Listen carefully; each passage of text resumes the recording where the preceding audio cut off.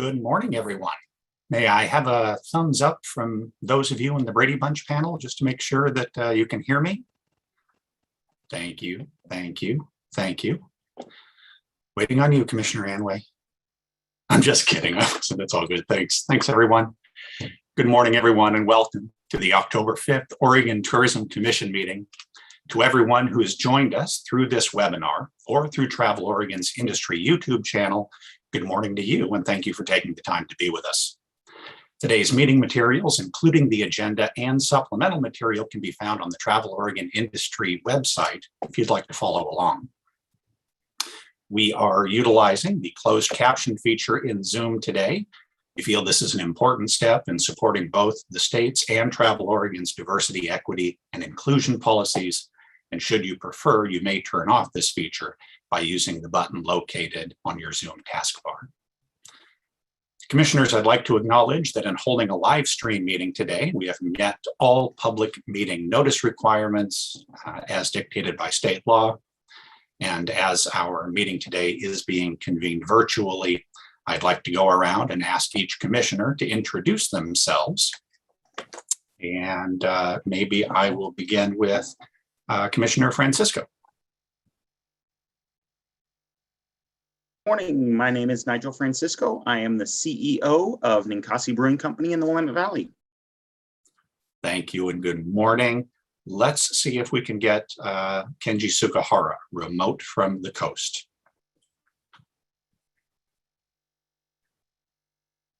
Good morning. My name is Kenji Sugahara, co-owner of ACAM Aerials from Salem, Oregon. And of course, as Scott said, I am actually on the Oregon coast where it is, as usual, raining. So I will be doing my best to keep on here. And sort of the last commission meeting, I miss you all. So thanks for everything and see you next. Thank you, Kenji. I don't know if part of that was just your cell connection, digitizing your voice, or you're purposefully going for that Kanye thing, but either way, you're owning it and it's fantastic. Commissioner Boyles. Richard Boyles, President, Merite Hotel Management Group based in Springfield, Oregon. Good morning, and good morning, Don Anway. Good morning, Don Anway, Newman Hotel Group. Hope to have a wonderful meeting this morning. Thank you. Good to see you. Thanks, Don. Good morning, Commissioner Ponzi. Good morning, everybody. Maria Ponzi, Consulting Director of Sales and Marketing over at Ponzi Vineyards in the Willamette Valley. Thank you, and good morning, Lucinda. Good morning. I'm Lucinda Genovo, Director of Sales at the Mill Casino Hotel and RV Park in beautiful Coos Bay. And hello, Ms. Mia. Good morning, Mia Shepherd from Little Creek Outfitters, or owner Little Creek Outfitters, and up in Oregon. Good morning, and good morning, and good morning, Greg Willits. Good morning, I'm Greg Willits with Five Pine Lodge and Chablis Spa in overcast Sisters, Oregon. Rare, but it is overcast today, I have to admit it. And Greg, even overcast, I understand it's still the most beautiful place in the state. Thank you. Well, that was a question that you just turned into a compliment, so well played. Todd, if you'd care to say hello. Thank you, Scott. Good morning, everyone. Todd Davidson, the CEO at Travel Oregon. Thank you, sir. And good morning, everyone. I'm Scott Youngblood, current chair of the Oregon Tourism Commission and the innkeeper here at the Embassy Suites Hotel at Washington Square up in beautiful Washington County. So, commissioners, let's take a moment to offer our gratitude to the team at Travel Oregon. Last year, we arrived at the edge of this pandemic in remarkable condition. We were fit and respected, carried on the shoulders of professionals doing their best work, and of course, the financial wreckage of the ensuing weeks and months took many of our friends and colleagues away from us. Travel Oregon, like everyone else, was knocked flat by the sudden depth and breadth of an event that nobody was prepared for, and very few could even imagine. And in the subsequent months, and in spite of the adversity and uncertainty we've all faced, Travel Oregon has regained its footing time and again, always in tireless pursuit of our mission. With humility and sometimes heavy hearts, the Travel Oregon team has given life to their commitments to lead with a racial equity lens, to develop a transformational plan that will carry us into the next chapter of our history, and to honestly and passionately flesh out what it means to embrace destination management as more than modern industry jargon. We're grateful for the openness and leadership of Travel Oregon staff, her managers, the senior leaders, and our CEO. The updates we're going to hear today reflect an organization which is bruised but resilient, scrappy, smart, and steadfast in its commitment to a better life for all Oregonians. The conversations can be tough and the answers don't always come easy, but maybe that's what makes the journey worthwhile. To the passionate, big-hearted, and clear-eyed professionals of Travel Oregon, your commission sees you, we believe in you, and we applaud you for not just your many accomplishments, but also your immense effort day in and day out. So thank you. I'm honestly excited to get to today's agenda. And so perhaps without further ado, we are going to move into that. Folks, as you know, our intention and hope was to hold this meeting in person today in Salem. The unfortunate reality is that with the rise of COVID-19, specifically the Delta variant, cases this summer and the governor's indoor mask mandate effective August 13th, our plans for in-person meetings were revised. Our desire to still hear from our local partners who would have been hosting in Salem remains earnest. Realizing 1 year ago the state was reeling from the horrific wildfires that impacted so many, today we're thankful to hear an update regarding the Willamette Valley wildfire recovery. And so I'd like to ask Danielle Tahama, Executive Director of the Willamette Valley Visitors Association, to join us, and for Danielle to introduce our panel of speakers. Danielle, are you there? I am. Thank you, Chair Youngblood, and good morning to everyone this morning.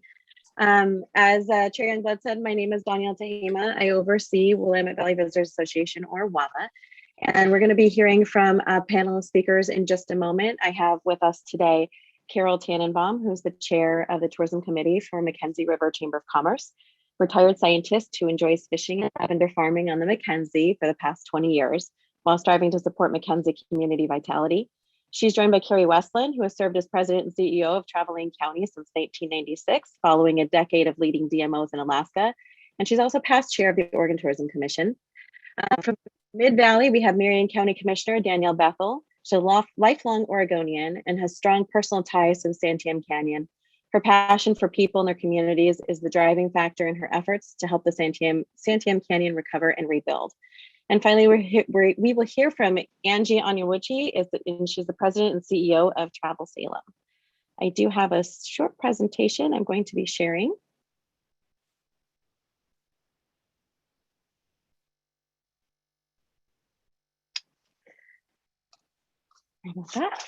So, like I said, in a few moments, you'll be hearing from our panel. Just to give the commission a brief update. Obviously, at the Willamette Valley, our mission is to raise awareness for the Valley as a premier destination. Although this year has presented several unforeseeable challenges, including a global pandemic, shutting down our economy, wildfires, and more, shifting our campaigns and focused initiatives have fostered truly successful public relations and marketing results. That being said, we look forward to next year, and we anticipate similar issues to arise, in particular, wildfires becoming more prevalent. And so we'll utilize what we've learned during the past several months to create tailored strategies to generate continued success for the region. On this slide, what you see is a sampling of WAVA's wildfire relief, recovery, and rebuild initiatives. In the fall of 2020, the Willamette Valley was struck by devastating wildfires. In order to gain awareness for the regions affected, it was important for us to share inspirational stories of the relief and recovery efforts during and after the wildfires. The goal was to highlight the amazing community members, including individual people and groups and businesses working to help communities hit by the fires. Once the wildfires were contained, WAVA focused on sharing stories of the communities working together to rebuild. Throughout the relief, recovery, and rebuild campaign, Multiple features on local and national broadcasts and print publications replaced. With all the challenges that faced us throughout the past year, we would not be where we are without our strong team, including our task force of key stakeholders and partners who have consistently shown up in support of WAVA, sharing pertinent information and helping us manage resources. Our outlook to the future is great, and we hope to continue to serve as a resource for our guests and stakeholders. Through each of our efforts, we strive to support our partners in these trying times and assist wherever we can in an effort to pull through together as a more unified Valley. With that, I'm going to turn it over to Carol. Good morning, everyone. Thank you for the opportunity to share how the 2020 Holiday Farm Fire affected the Mckenzie River Valley and relate our ongoing recovery. The image that you see before you is of Viribus, Latin for strength. Viribus was created from fire debris that was collected throughout the valley.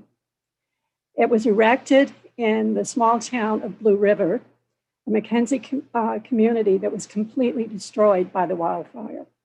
And it embodies our strength and determination to build back stronger. Traveling County has worked closely with us this past year to help us recover and welcome visitors back to the beautiful Mckenzie River. Carrie will now share details of these efforts with you. Thank you. Thank you, Carol. Chair Youngblood and commissioners, thank you. And thanks to WAVA and Travel Salem for sharing time with us to speak to the Holiday Farm fire recovery efforts along the Mckenzie River corridor, which is Highway 126 East. While much of that corridor remains intact and unburned, a section was intensely impacted, as you can see from some of the data points on this slide. Traveling by car, by drift boat, or by raft is a pretty emotional experience, ranging from a deep sense of loss and recognition of the timeless quality of our public lands when they are in good health, to a sense of humility mashed right up with resilience and optimism and strength. We have had so many crazy anomalies, it is really difficult to sort out economic impacts. FY19 was softening, and the pandemic definitely intensified the drop in TRT, with a lot of nervousness about outside visitation to small and vulnerable communities along this corridor. When the wildfire hit, every available room after that was needed for recovery efforts for several months, though at reduced rates. When you hone in just looking at 1 July to the next, you can get a little better picture of the tourism economy impacts of the wildfire as we see a drop off from July of 2020 to July of 2021. When the wildfire hit, Jeff on our team put together a recreation assets map. Danielle, if you can go, there we go. And this gives you a sense right after the fire. We work with several agencies, and these recreational assets some belong to one agency and some to another. The red show closed and assets that suffered damage. Yellow was closed simply due to agency policy, not necessarily damaged, and green remained open. And when we look to the next slide, a year later, we can start to sort out what some of the long-term impacts were. Lost assets along our corridor included the Delta Campground and Old Growth Nature Trail, which was a beautiful asset, wheelchair accessible, 500-year-old trees, a complete loss. About 33% of agency-run campgrounds were lost. Ben and Kay Doris and Eagle Rock Parks, which are county parks, remain closed, and BLM-owned day-use sites remain closed. Blue River Community Park and Trail is closed, and tree removal work continues. About 42% of day-use parks, 5 out of 12, are still closed. River access remains challenging. We have 6 different land management agencies who operate our river access facilities. 2, or about 18%, are still completely closed, and the rest are at varying levels of upkeep and maintenance, with lack of restrooms really a critical need and unsanitary conditions at popular access points. After Heidi Drive and Terwilliger Hot Springs were unaffected by the Holiday Farm fire, but are inaccessible from the Mckenzie corridor due to a more recent landslide, and 40% of trails within the corridor are still closed. When we look to surviving assets, we feel very fortunate. The Mckenzie River Track came through. Belknap and Goodpasture covered bridges remain intact. Tokatee Golf Course survived, and the U.S. Basketball Academy survived. And as we look at, back one, Danya, thank you. When we look at recovery efforts, the hashtag Mckenzie Strong became a very strong rallying point, and we saw local libraries, community centers, and the Mckenzie River Discovery Center property pivot to become relief centers or staging areas for work crews. Funk Levis, a Eugene agency, provided in-kind work, promoting positive news coverage to help people's resilience and spirit stay strong.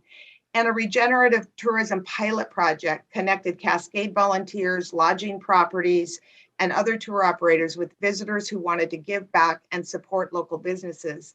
This was funded by a Travel Oregon Destination Ready grant program. And First Nature Tours, which was the tour provider, intends to keep these packages in their menu of activities and actually extend marketing of them to meeting planners, groups, and corporate sponsors as well. A private company, Together Anywhere, audio guides recorded new content and republished their audio tour. And then you heard from Carol about the incredible Viribus sculpture, and I hope you all have an opportunity to see it at some point. It's just heart-stopping. We had events come back to life, including a track meet, the Mckenzie River Trail Run, and Carol's Lavender Festival that she holds on her farm. And then as we look at ongoing and future projects, the Gateway Signage Project, the Mckenzie Tourism Committee project had designed under another WAVA grant. That placement along the east and west sides of the corridor has been approved by property owners, and now that group is just seeking construction funding. The After Heidi Scenic Bikeway conversation will pick back up once OPRD and Cycle Oregon discuss the future of our Scenic Bikeways program.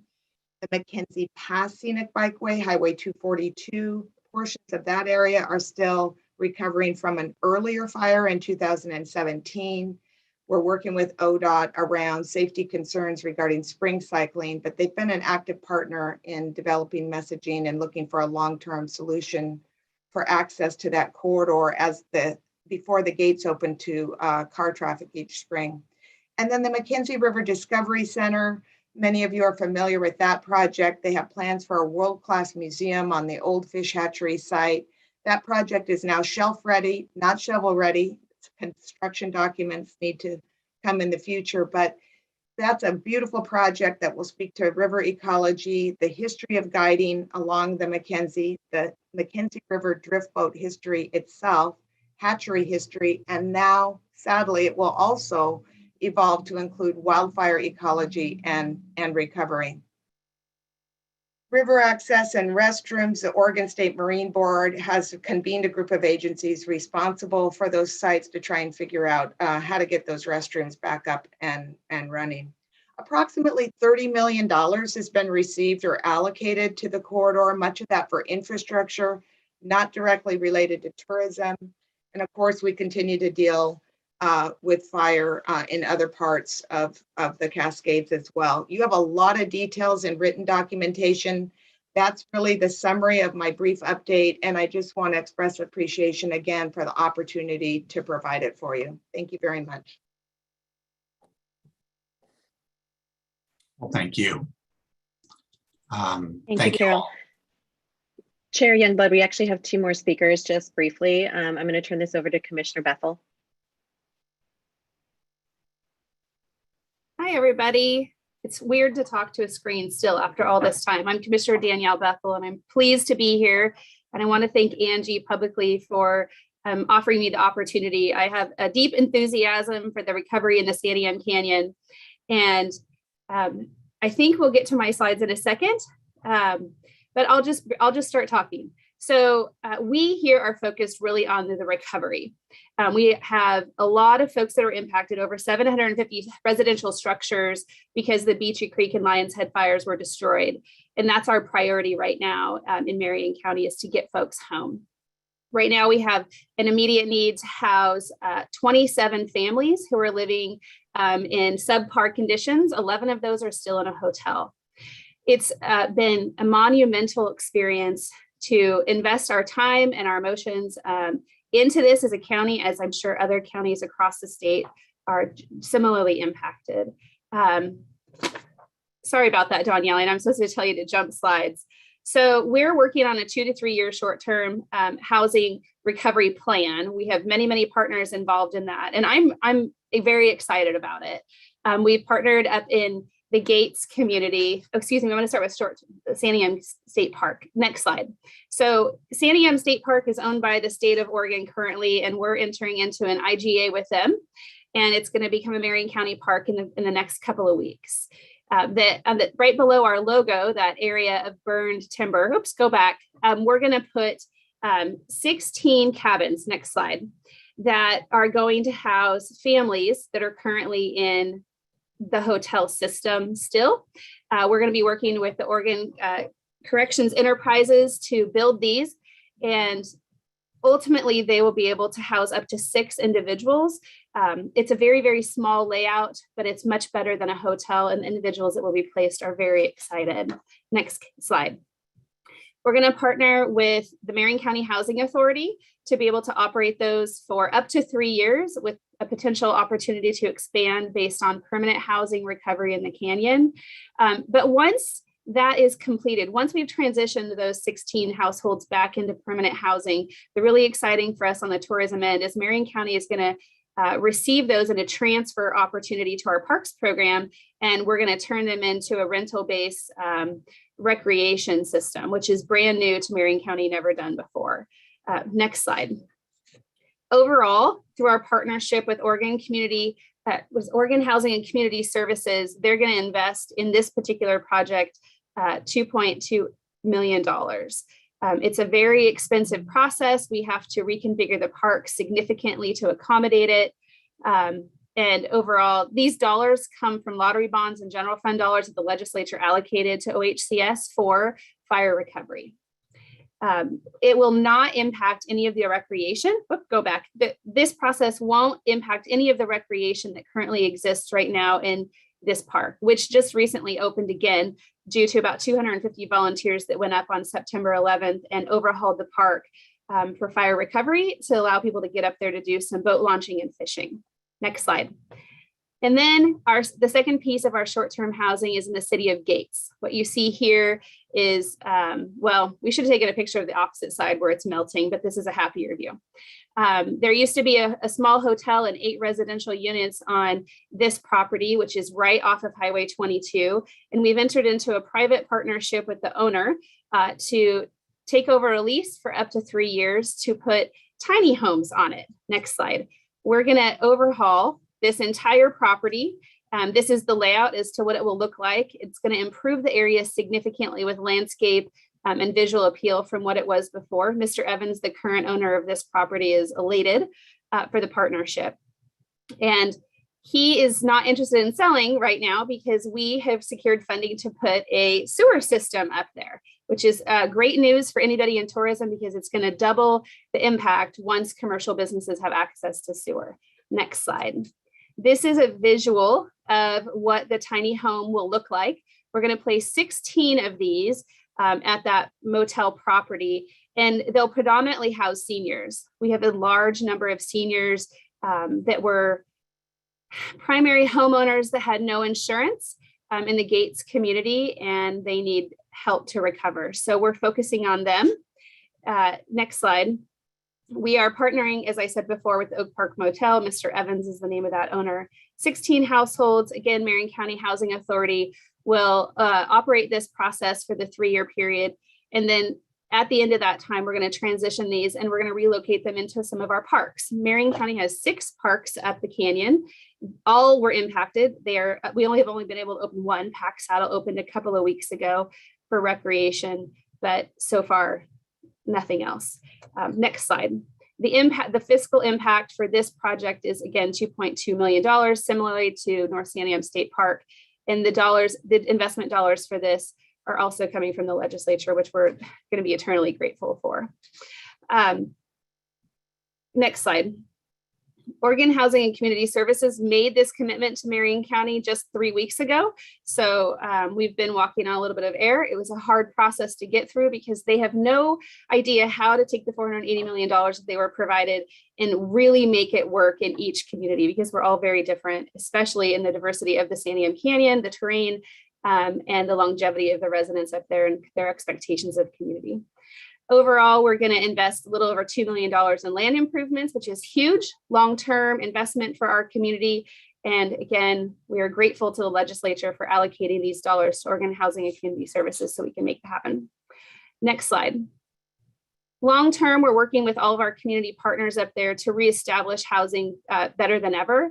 We're working with several partners, including the state, on how we can develop apartments, townhomes, duplexes, and single-family residential units, which is the priority of county commissioners, home ownership, to get the folks that we need to transition from these short-term units, plus the other 285 families that we've identified into long-term housing. I don't remember if I said this before, but we're currently navigating a little over 300 households who are still not in permanent housing, whether that's an apartment, a townhome. Most of those 300 families are navigating hotels, camping in folks' backyard. We've got lots of folks in RV parks. It's just really an unfortunate situation because housing is obviously on demand everywhere across Oregon, and Marion County is not shy of that. We are short 7,100 units just in general for the folks that want to live in our beautiful community. And above that, we have 300 folks that we really need to get some permanency to. So our focus overall is on wildfire survivors, and it's going charmingly, in my opinion. Next slide. This is just a timeline as to what our project looks like. As I'd mentioned, we just received approval from the state for the funding, and it's going to be quick. Our goal overall is to have the 23 households that we have been working with into their short-term permanent housing option by mid-February. We know that they can't continue to live in the spaces that they're in. 12 of these households are living in RVs up the canyon, and we're very concerned about them weathering the winter. And the hardest impact part of the winter for us is the end of February. So we are up against a timeline. Next slide. And I wanted to give a shout out as much as I possibly can to every single partner that we have worked with in order to get to this process specific to housing. It's a long list, but every single agency or entity that's on this has been lockstep with me through this. They're just as passionate and engaged as they possibly can. And I am very excited for the opportunity that this is going to bring for recovery in the canyon and restabilize it. Next slide. If you have any questions, you can reach out to me or just continue to support all of us in our recovery as we're moving through all the amazing things that this fire has presented in opportunities. Thank you, Danielle. And we have Angie Travel Salem to wrap up our Willamette Valley updates.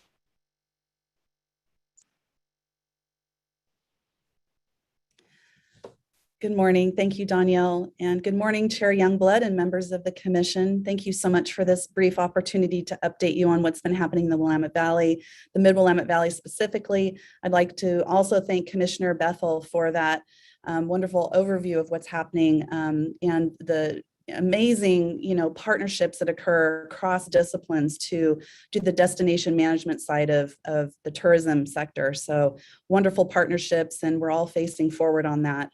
So I was asked to give a couple of updates. One of them was on our COVID-19 community outreach, and we were sort of working in two different veins, really. We were working on the visitor side, obviously the consumer side, and how we pivoted our messaging to continue to keep the destination alive and not go dark, and say that we would be ready when things were ready to reopen. And then we were also working on the residential side, the community focus. And we really kind of broke that wide open, and COVID gave us an opportunity to do that. So I just wanted to share a couple of things with you. We developed and executed a very robust content plan around inspirational messaging. We had to stay in that vein, as all of us did, because folks really couldn't come and travel. So we really wanted to stay top of mind, which our messaging focused on. We created a Miss You Already campaign, which resonated very well with visitors, and letting them know we would be ready to welcome them back when it was safe to travel again. We created an anthem video, which really was a thank you to our community for all of their work to create a vibrant destination and the wonderful experiences that make this a special place for visitors to come. Next slide, please. We worked with our neighborhood associations very closely to do resident outreach and surveys, gauging resident comfort and sentiment toward welcoming visitors back. We created a leveling up e-newsletter, e-communication to our stakeholders, which provided a lot of resources to them, but also shared sort of what individual sectors within the tourism industry were doing to support consumers in the culinary sector and the recreation sector and so forth. We created a Salem Strong digital ad that continues to run on Front Street. That's been very well received as well. Next slide, please. We created a landing page on travelsalem.com, which included a virtual visitor center, wildfire information, COVID resources, and so forth. That also received a lot of feedback and support from consumers and our own community that said they really appreciated those resources quickly available to them. Next slide, please. One of the greatest things that we experienced as a community was Ironman 70.3 Oregon. This was an event that we began dialogue on in the middle of COVID, really. And, you know, we were all very optimistic that we could make this happen. This was the first Ironman in Oregon. We were really delighted to be chosen as their destination. They'd been wanting to come to Oregon for a long time, and so we were super excited to be the ones to welcome them here.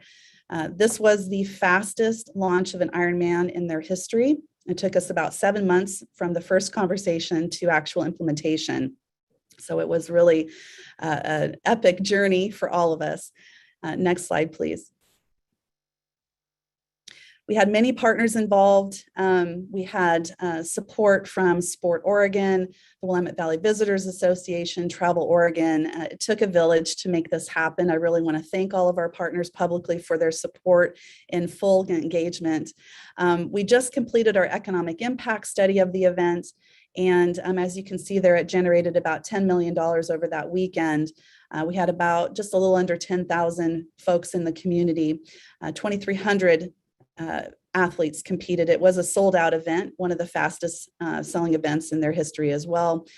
And you can see there's some stats in particular around lodging revenue that was generated. Top 10 locations of where the athletes came from: California, Oregon, Washington, and then really all the way to the East Coast decided to come and join us. So it was a wonderful experience. We did sign a 3-year contract with Ironman, valued at about $33 million and overall about 36,000 room nights. Next slide, please. So we did a survey of folks on the ground, intercept survey, and 95% said they would return to Salem or return to Oregon, which is really important. And they ranked their experience in Salem about an 8.9 out of 10. So they had a great time while they were here. We will continue to market and leverage Ironman's huge scaled social network. They have like 4 million Instagram followers or something like that. So we're tapped into all of those resources and look forward to the years to come. I want to thank you again today for a few moments of your time to talk about what's happening here in Salem and the Mid-Willamette Valley, and thank Travel Oregon and the Commission for your tremendous amount of support over the last couple of years during very difficult and challenging times. There's a reason that we in Oregon really consider ourselves collaborators and partners, and a lot of things, and competitive spirit and all that goes by the wayside when we need each other. And so I really appreciate everything Travel Oregon has done and all the partners on the call today. So thank you. Have a great day.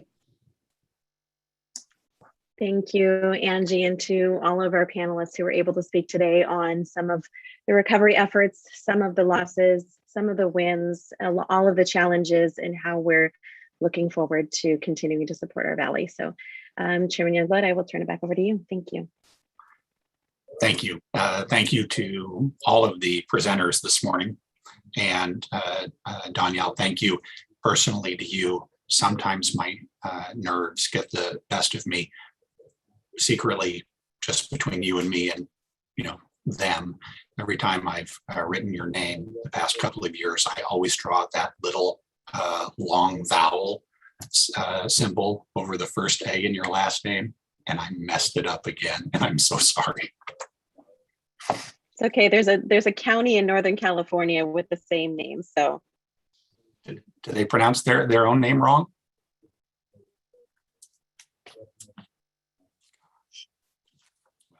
I'm sorry, and thank you again to all of our presenters. Commissioners, on Wednesday, September 22nd, the commission meeting notice was posted to the commission meetings webpage. It was announced in the industry e-news, and the meeting materials including the agenda, the financials, a strategic plan progress report, along with the public comment form and instructions, and a link to this live stream were all posted. Only one public comment was submitted, and it has been shared with each of you on the commission and will be posted to the industry side and become part of the public record for today's meeting. In terms of commission business, we need to have a look at the packet. Commissioners, I'd like to confirm that everyone has received and had a chance to review their commission packet, including the financials. Just kind of looking around the screen for affirmations. Nice, thank you all. And I'd also like to thank Commissioner Boyles for reviewing the financials with myself and Todd and Kathleen prior to this meeting. Richard, would you like to provide the commission with a financial update? Indeed. Thank you, Chair Youngblood. Pardon me. As you mentioned, we met and reviewed the financials, including the most current financials for the fiscal year to date and the final financials for fiscal year 21. And these materials are included in our commission materials and were posted to the industry site. In our meeting, we learned that the final collection for TRT for fiscal 21 amounted to $23,486,000, which was roughly $3.5 million over the anticipated budget. Of that $3.5 million, per statute, the following allocations were made. 20% of that amount went to the RCTP program. That amounts to just shy of $700,000. 10% went to competitive grants. That's about $350,000. The remaining 70% available to programs will be held as a reserve fund until spring. That is about $2.4 million. Let's see, Q1, turning to fiscal year 22, the current fiscal year, Q1 receipts amounted to $7.3 million. That's an increase of 128% over fiscal year 2021, but it's still down 31% compared to fiscal year 20. Grants and RCTP distribution fiscal year to date to the RCT program, about $3.3 million. The RDMO recovery and stability funding was $775,000. And grants, $6 million went to Oregon 22. Overall, we're extremely pleased with the recovery that we're seeing and the receipts above budget. And we appreciate the team's diligence in tracking the progress, but we have no concerns about the financials at this time. Thank you, Chair Youngblood. Thank you very, very much, Richard. Do commissioners have any comments or questions about the financials?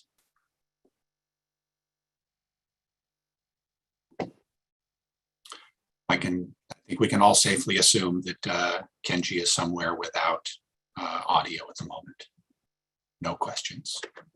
Moving Has everyone had the opportunity to review the June 15th meeting minutes? And if so, are there questions or comments relating to those? Again, just looking for affirming head bobbles. Thanks, guys. Well, if there aren't questions or commentary, then I am going to take a motion for approval of the June 15th meeting minutes. Motion to approve. Thank you for that motion. Second. And there's the second. All in favor say aye. Aye. Aye. Aye. Aye. Nice, nice. And any opposition? Perfect. Then the June 15th commission meeting minutes are approved and will be posted to the commission section of the Travel Oregon industry website. Commissioners, every year we complete a review of the performance of the Travel Oregon CEO.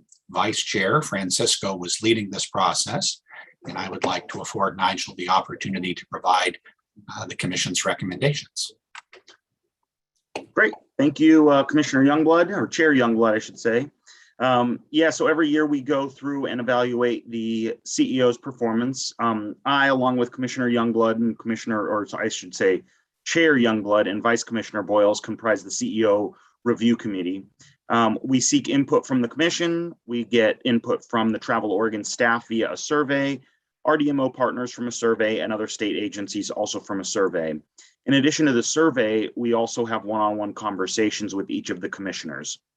So the result of the survey, Todd's performance continues to be rated as exceptional, and we're incredibly pleased with his performance. And we recognize that navigating the ongoing challenges of the pandemic, working to get Oregon back to its pre-pandemic levels is no easy task. And we'd like to thank Todd for his continued leadership of Travel Oregon and the agency during these challenging times. As many of you remember, Todd, along with other members of the Travel Oregon staff, took substantial pay cuts early on in the pandemic. So we're adjusting Todd's pay to reflect a 10% decrease from where it was in the pre-pandemic levels. And again, I'd like to thank Chair Youngblood and Vice Chair Boyles for participating in this committee and deliberating with me to come to these. And that is it. Thank you. Thank you very much, Nigel. Commissioners, questions or comments regarding the CEO evaluation process?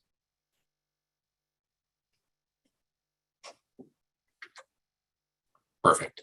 Well, thank you.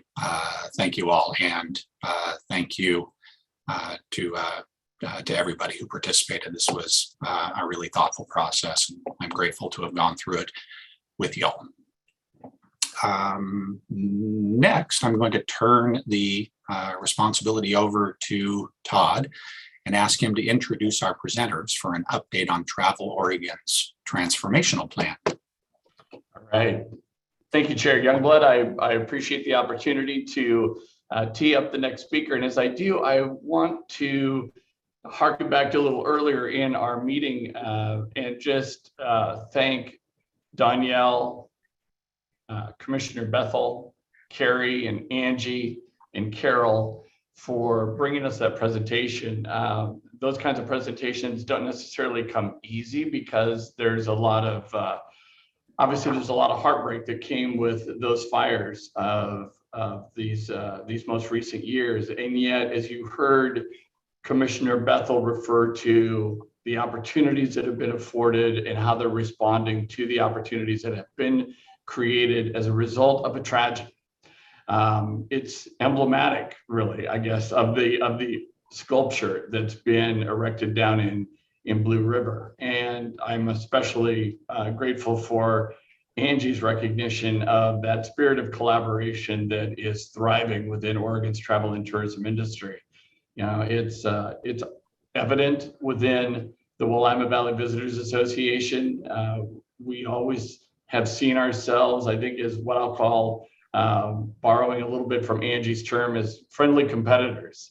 And they're obviously, we're as folks that are destination marketers, we're obviously in that position of wanting to vie for increasing the share of visitors that are coming to our respective community, to our county, and to our region.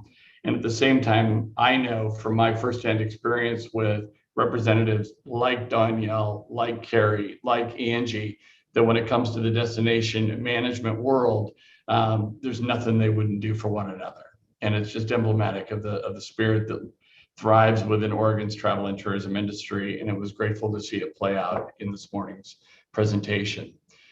So commissioners, now as we look to the future, we're in the midst of implementing the rebuild strategic plan that you adopted back in June. And as we spoke of at that time, we were very clear-eyed that the rebuild plan, although adopted for 2 years, might have about a 6 to 9 month shelf life, because we were immediately going to launch the development of a transformational plan for Oregon's travel and tourism industry.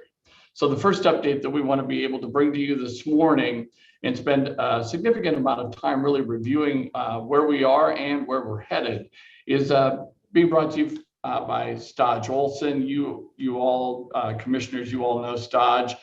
She is our project manager who's overseeing the strategic planning work. She's being joined this morning by Frank Kuipers of Destination Think, senior strategist, and our primary point person for all the work that has been done to date with between Travel Oregon and Destination Think, and the members of the Oregon travel and tourism industry in constructing Travel Oregon's transformational plan. As we've discussed, our goal is to have this plan released early in February of 22, with the adoption at our March meeting of the commission when we gather together, hopefully in person, for our annual Governor's Tourism Conference. So with that, Stodge, I will turn this over to you. Good morning, commissioners, and thank you, Todd. And actually, I will just kick it right over to Frank, and then I will be presenting after Frank to share some of the details around the racial equity lens component that we're ensuring is happening with our planning process. And I think many of you have met Frank already, so I will let him kind of pop on here and share his screen and introduce himself. So thank you. Hi, everybody. I think we've met already, I was in February, so it's quite a long time ago, and I see some familiar faces. Some people I interviewed as well. So I want to apologize. My face is a little bit dark. I know I do everything. I've switched all the lights on because it's already dark here, and I do my best to not look too mysterious for you. So allow me to share my screen. Yeah. So here we are.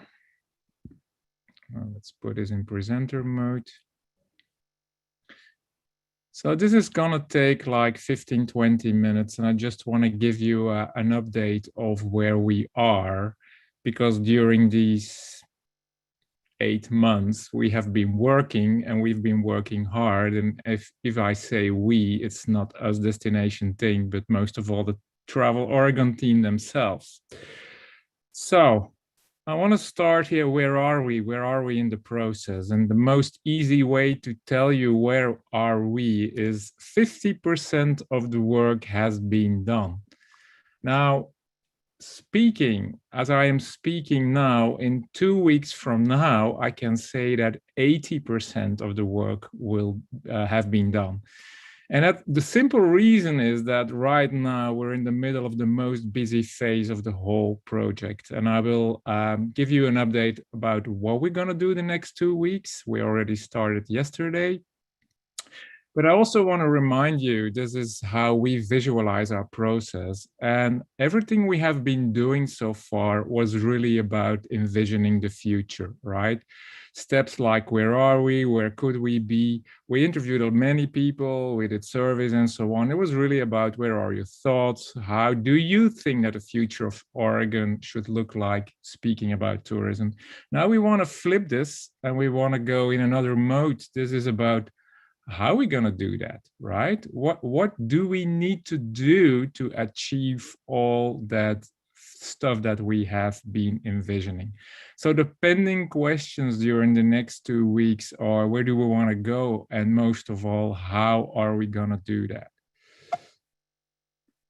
Okay, so this process is extremely thorough.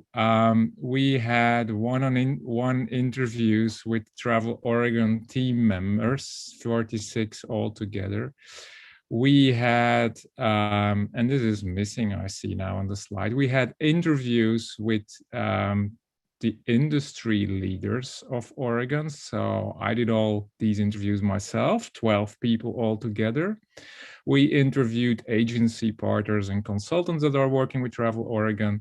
After a governors conference, where I gave the keynote, we did an industry engagement session. So we had 3 or 4 breakout rooms with each 20 people. We did an all-staff survey. We had Q&As with the staff about it. We had an analysis, and that analysis is written in a report, which I call the destination assessment. And probably that's a wrong word, but that's for later. I tell you more about it. Coming up is, and that's why we are in that busy stage, 7 regional co-creation labs. So for every regional DMO, for every region, we will do a session with residents of that region. The kickoff was yesterday with Willamette, if I pronounce that correctly. I really put a lot of effort in it. And it was great. So I think we had 60, 70 people participating. My team was with 6 people. We had 4 breakout rooms. And then it's great. What we really want to do is keep these formats of these co-creational labs the same. And we will see the difference between how people in rural areas, urban areas, coastal areas will be different, and levels of engagement. Some people are passionate about this and other things. But we do workshops about strategy with groups of special interest. We do one, well, already today with the tribes. I will do that alone myself. We had already an RDMO focus group and really discussing with the leadership teams of the RDMO. That was really insightful for us. More in depth, nothing that we do in the co-creation labs, but really touching on other stuff about Travel Oregon, how they work with Travel Oregon, what are the expectations, what works, what could be better, and so on. For the staff, it's 1 full day and a half. We're going to do workshops. We are not going to do that alone. There are other consultants working with Travel Oregon, subject matter experts about DEA and leading through the lens of racial equity. Another consultant is really working on organizational culture, and they will be integrated. So they will run a part of the workshop as well. And there will also various focus groups with the BIPOC community. Okay, so I want to share, but really on a high level, I need to excuse me, but we need to be mindful of time, some findings and observations. Speaking about that GovConf session we did after the keynote, my overall observation as a foreigner, as an outsider, as somebody who studies you, it really was remarkable how many conversations during that session became community-related discussions. So socially, people talked a lot about actually 2 things. First of all, people really were defending tourism, right? These are people that work in the tourism industry, and they say we should not forget that tourism adds dynamics to a place. It's a good thing, it's a good force. Then there is that last little sentence here, last phrase, we need to tell this more to people. And that's something I heard yesterday also in the workshop, like, what is going on, and this is global, this is not only Oregon, like we need to relate to our residents. The value of tourism is not known enough, and please help us with that. And the second thing is we need to be relevant to the people we represent, and that goes 2 ways, right? We need to be representative of the people that are working in our industry, the tourism people. We should not forget about that. But the second also, we represent the people that own the name of the place, the residents, the communities, could be tribal, could be BIPOC people, could be LGBTQ. So all that matters for people working in tourism in Oregon. Economically, I think the story there is about storytelling. We need to tell a unified tale. As long as we keep measuring everybody different stuff and we keep pulling out messages about the economic value that are so different, people automatically, we actually weaken our own story. So there is really a plea for alignment there. And people look to Travel Oregon to take the lead. And environmentally, we have the ability to be the stewards of this land and to do it responsibly. It's up to us to lead us. We can control how we market and to whom, which is very important, and how we promote. And to make sure, again, we're working with the local communities to protect them. That is in a very, very brief nutshell what we heard and what we learned after GovConf. Now, when I talk about a destination assessment, I regret that I invented that word 5-6 years ago, because an assessment sounds too heavy. What is this? This is a research report. We're consultants, and at a certain point, you need to stop studying and say to your client, hey, that's what we learned.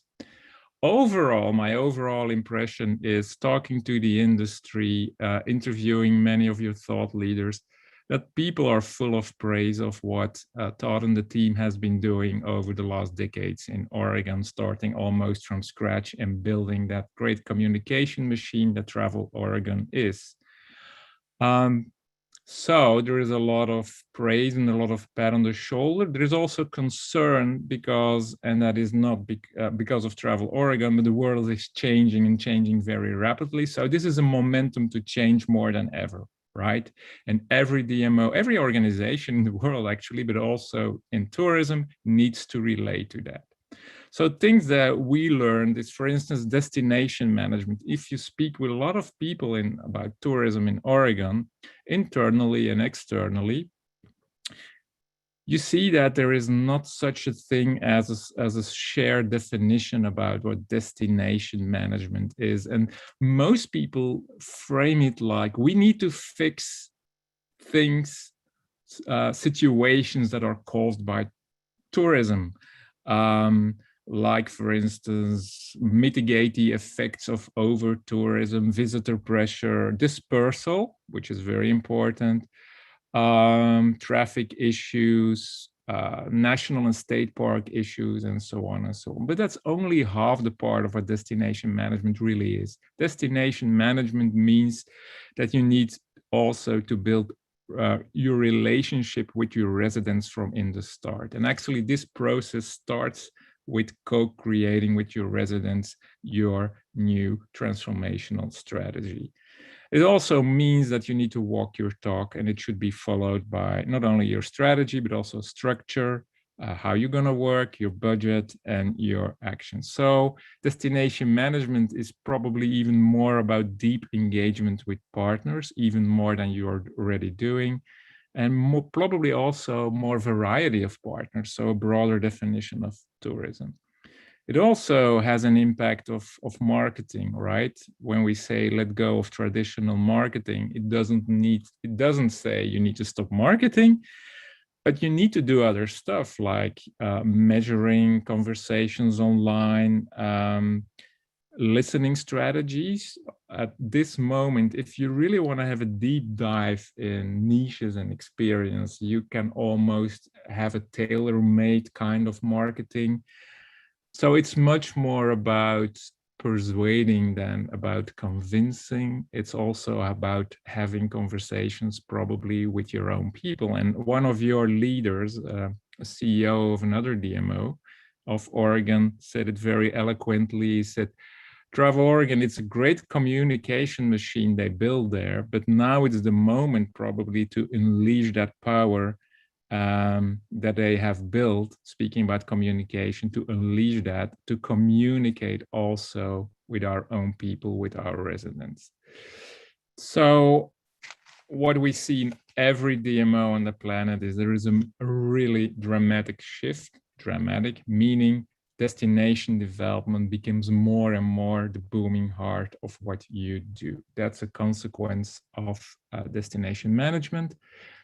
Long-term strategy, that's what you signed for. And absolutely, there is agreement and consensus about that. Even 4 years is probably too short. You don't do a transformational strategy every 4 years, right? So you should do it right from in the start, but also you need the time to execute it. Okay, so build Oregon's brand upon its identity. If you are praised for one thing, it's your brand. I'm probably somebody who can testify this. I'm European, as you know.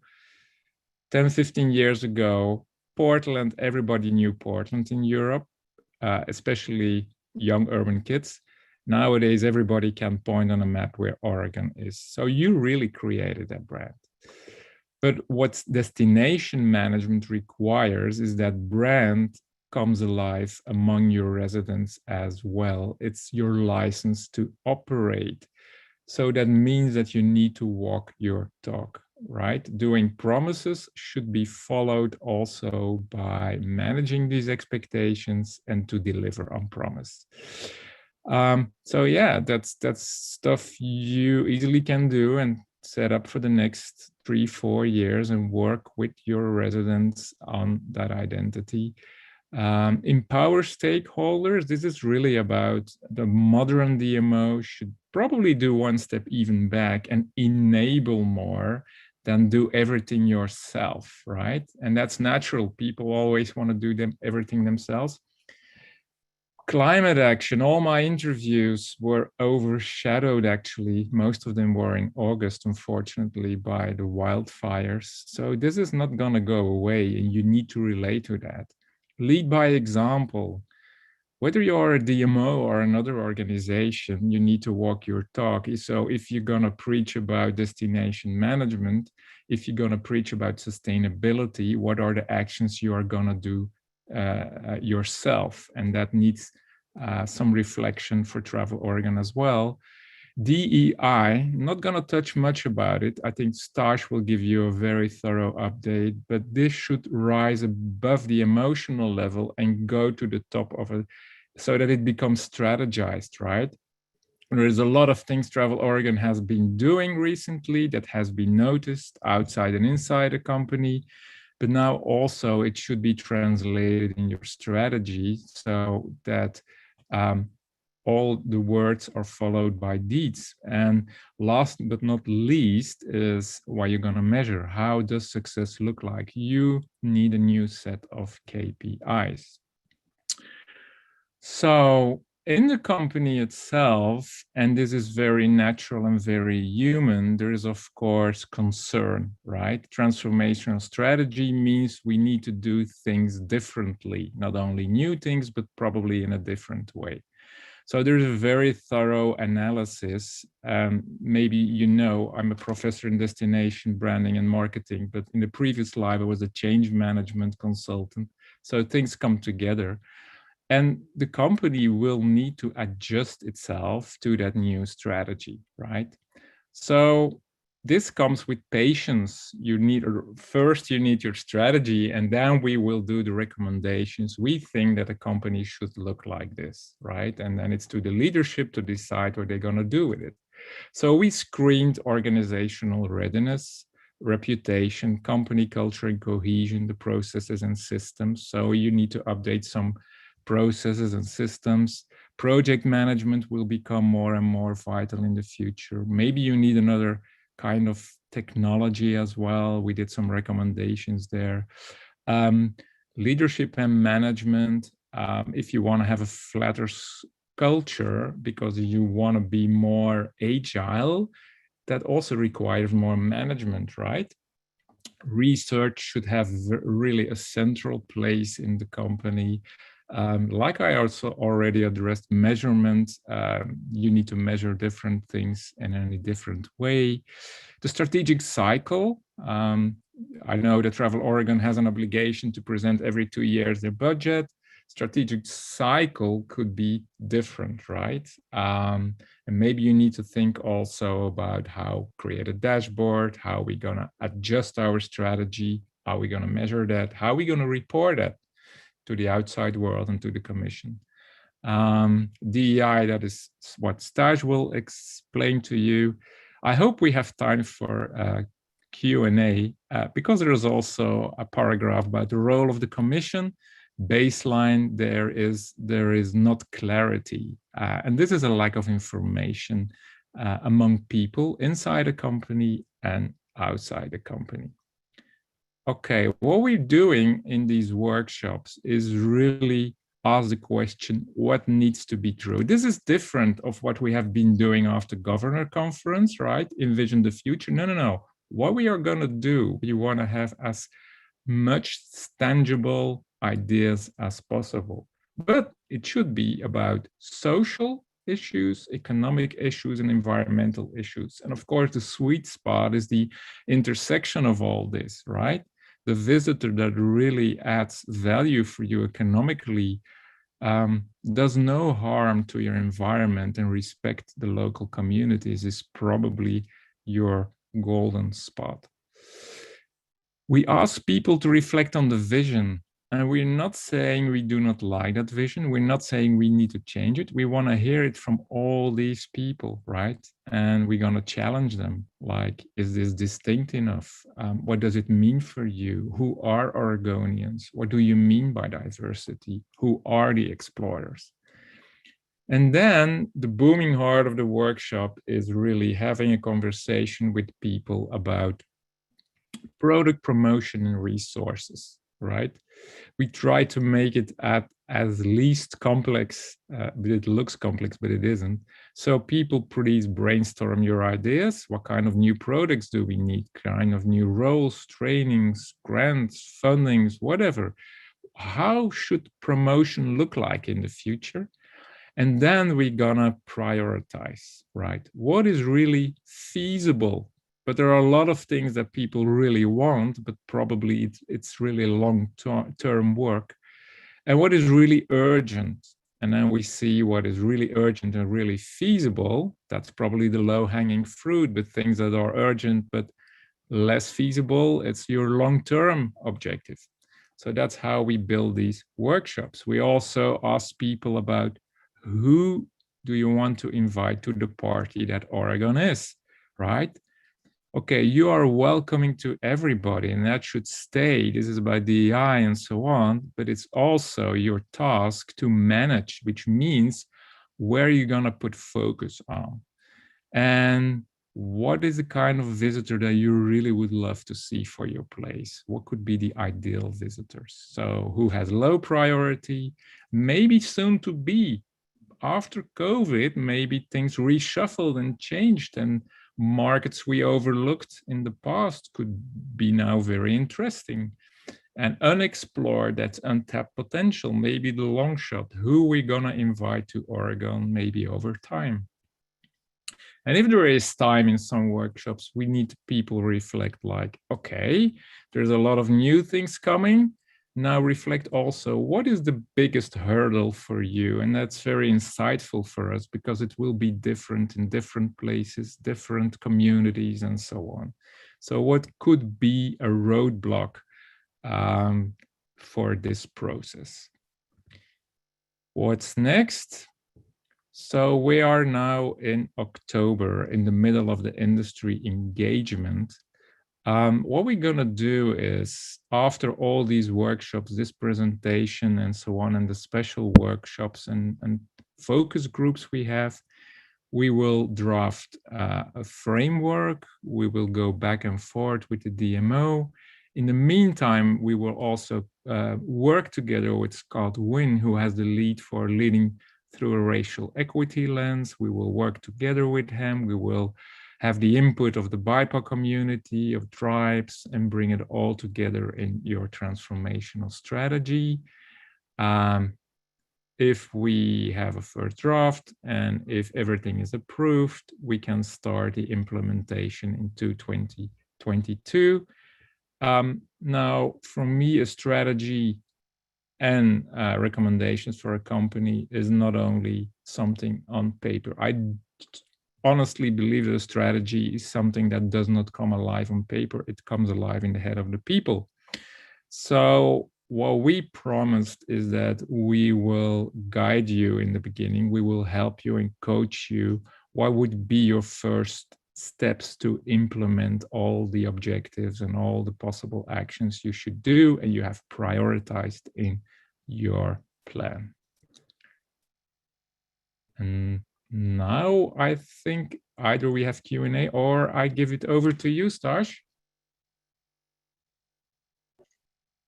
Hi, I think I can jump in and then we can do Q&A probably at the end, maybe. Okay, then Awesome. I need to stop share. Over to you. Wonderful. Okay, let's me screen share mine. You all see my presentation? Yep. Okay, great. All right. Well, thank you so much, Frank. That was a very detailed, thorough review of where we're at in this extensive process that we've been undergoing for really, I think, 6 months here in earnest. So with that, I want to share a few key specific components that we're working on, as Frank spoke to with the racial equity lens. Here. So as you really heard Frank speak to, obviously the whole process and the objective, and I know you've heard Todd speak to multiple times in presenting the rebuild plan, which was really a key step to get to this transformational process. And this, the two-pronged approach here we were taking with the planning process. But really, a key objective of this transformational planning process has been to design our strategies and ultimately to perform our work through a racial equity lens that would ultimately lead to racial equity outcomes for Oregonians. And so with some of the things that we are, really trying to reimagine in this process is how tourism can really contribute to a better life for all Oregonians, how travel enhances Oregon's people and places, contributing to equitable livability, and how tourism can build economic resilience for the industry's diverse workforce. And a lot of these things really lend themselves to our current mission and our vision, and we wanted to really dive in deeper in this process to look more closely at those. So again, as you heard Frank speak to the full planning process, as Destination Think is the leading firm that won the RFP that we did late last year and into early this year. And so they are really guiding this overarching journey here that we are on. But we are working with some other consultants in this space as well, kind of in a collaborative space to help, make sure we're hitting all the elements that we really wanted to. And so I'll be sharing a few of these details in the areas where we are working to support this aspirational objective of leading with a racial equity lens in our planning efforts, and to really be more intentional in this space than we ever have before. So you can see those areas in red here on the screen that I'll be speaking to a bit more about in a few minutes here. But with this, I also wanted to just share, humbly that I believe we would be remiss if we didn't mention that we know there is so much more we need to do in this space and to learn and rectify and to really lead with a racial equity lens. And we know that this is really just the beginning. And so building off of the Travel Oregon's existing diversity, equity, inclusion work that really began in 2018, the racial equity focus piece really kicked in 2020, when the social and racial justice movement erupted following the murder of George Floyd. And it became very clear that we had to do much more in this space. So as we looked to integrate a racial equity lens into our existing work, it also became really clear that this is a holistic process that needs to be integrated from the inception of setting our vision and our strategies. And so with this, Todd asked me as a project manager for our planning efforts at the strategic level of the agency to simultaneously project manage our diversity, equity, inclusion high-level strategic planning. and really to try to integrate the two. We don't see these as being separate pieces. We want them to really align and be one. And so to support this effort, we did retain an initial equity expert who had then received another full-time job. So then we actually started working with another one. His name is Scott Wynn. I'll talk a little bit more about that in a minute. But we also formed an internal diversity, equity, inclusion task force.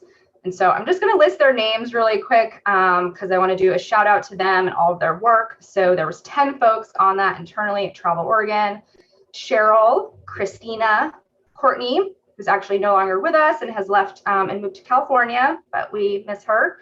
We have Gabi, Gracia, Hillary, Jamie Eater, Kate Sapel, LaDan, and Mo. And the main objective of this task force was to provide an inclusive, staff-driven approach to support the development of the racial equity lens to frame this strategic transformational planning process. And so several key things of this work and the task force really has included the stakeholder mapping. So by doing the deep dive of the stakeholders Travel Oregon engages with in our planning efforts, identified not only what communities have been traditionally marginalized by the tourism industry, but also who are our allies and who we hope joins us in this work in order for it to truly be impactful. So the result of this stakeholder mapping manifested in two key areas. One was to provide racial equity strategy training for all Travel Oregon and Oregon Welcome Center staff across the entire state, and key partners and contractors. And secondly, was providing community engagement opportunities intentionally for Black, Indigenous, and people of color. So with this, you can see the DEI Task Force Stakeholders Mapping effort really identified a lot of key tourism industry members from the following organizations, businesses, and state agencies who we felt it was paramount to be committed to join us in this work. So we had over 50 individuals, including some of you commissioners, who attended and participated in the Leading with Racial Equity training in July this summer with the racial equity expert who I spoke to earlier, Scott Wynn. So Scott Wynn is a racial equity consultant with more than 25 years of experience supporting institutions, addressing inequities, and transforming policies and practices to achieve equity for all. And he is based in Seattle and has actually worked a lot in the Northwest and with many organizations in Oregon as well and government agencies. And so through exercises and discussions and presentations during the two-day training, it really helps strengthen participants' knowledge of why Travel Oregon is aiming to lead with a racial equity lens and how others can do so as well by utilizing equity frameworks. So the stakeholder mapping, as I spoke to with the task force, really clarified that intentional, safe opportunities for Black, Indigenous, and people of color to share their perspectives and needs needed to be a priority in this process. So with approximately 90% of people engaging in our planning processes in the past identifying as white, it was evident that we not only have to create these spaces and perform better outreach strategies, but we also need to identify the barriers that the BIPOC communities are facing to engage with Travel Oregon to support effective community collaboration in the future moving forward.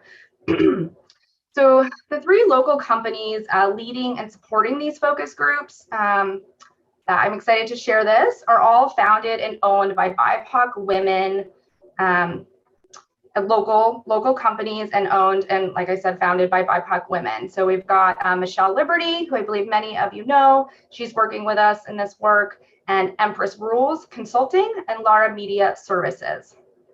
So actually the Tribal Community Focus Group, sorry, need some water here, will be taking place later today. And the Black, Latinx, and other BIPOC community organizer focus groups will be taking place later this month. And a detailed report and presentation will be made to all staff in December. and be available following that more broadly for the industry.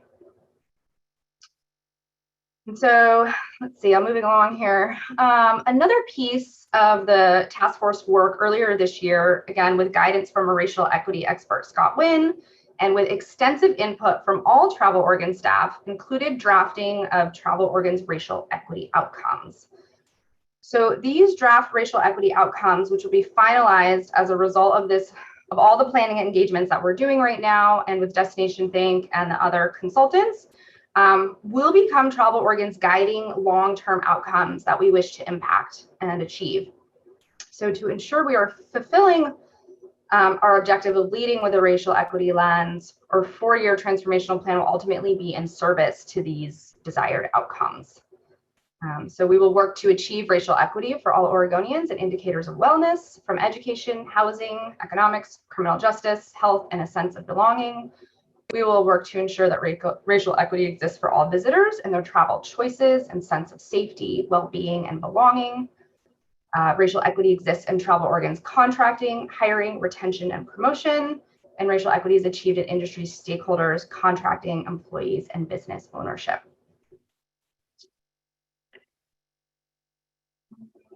And so the result of all of this work will culminate in a racial equity assessment of the draft strategic plan. So this period, as I mentioned, will really kick off in December, when all the findings will be reported from the BIPOC focus groups and to all staff and Destination Think. And we will then pull in Scott Wynn again to provide that expert review, ensuring that the draft plan outline is utilizing the racial equity lens. Essentially, this means that the draft plan is in service to the racial equity outcomes that I just shared.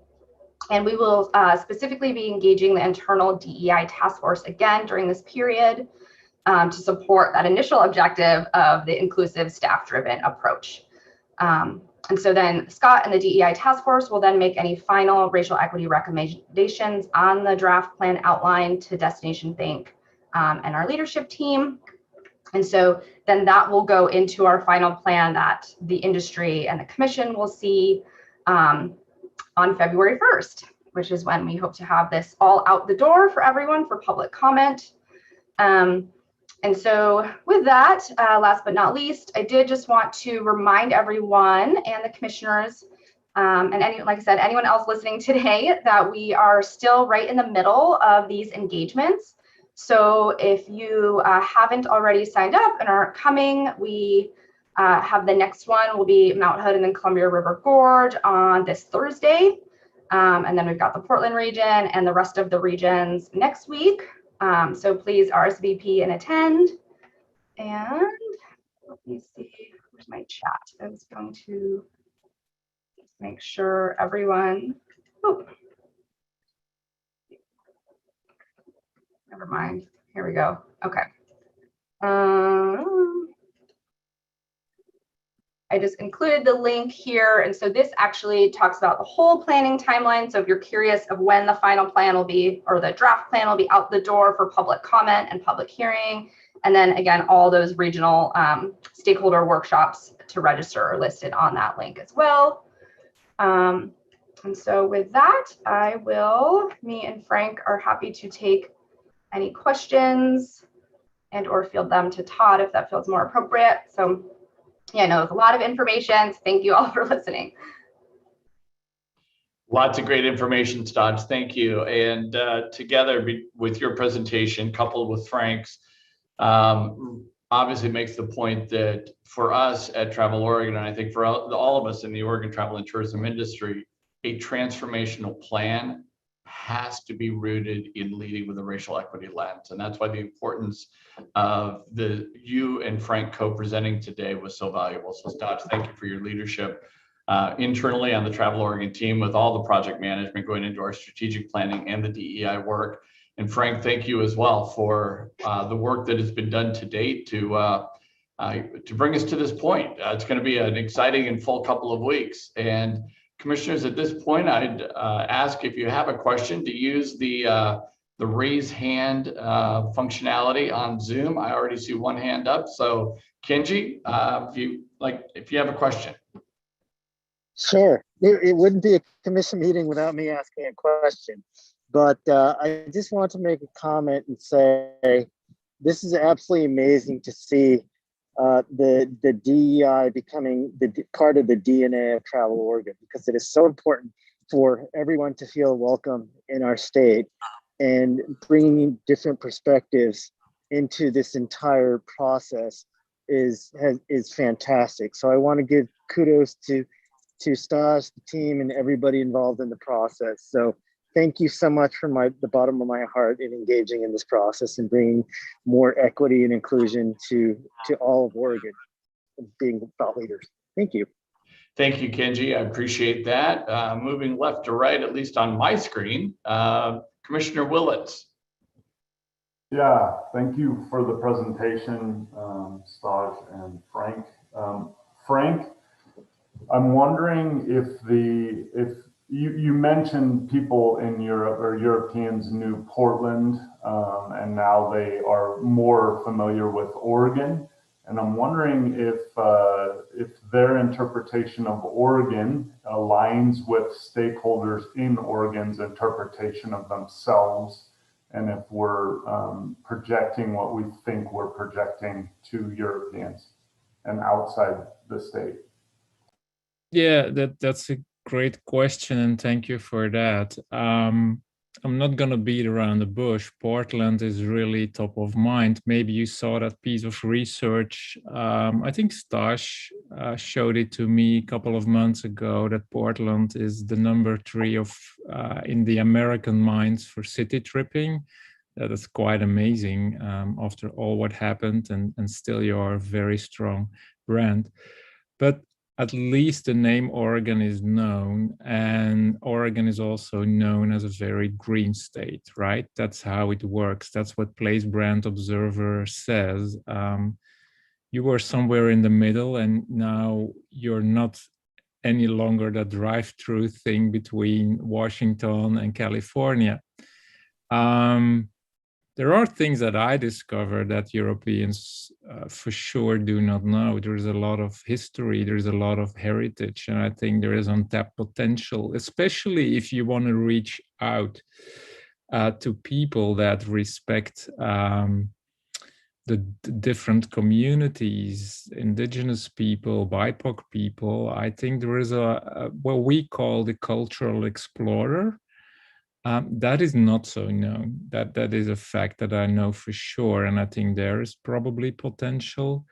But you are known as, in a certain part of the mountain bike community, and I'm biased. I live in a country that adores cycling, road cycling, cross-country cycling, and mountain biking.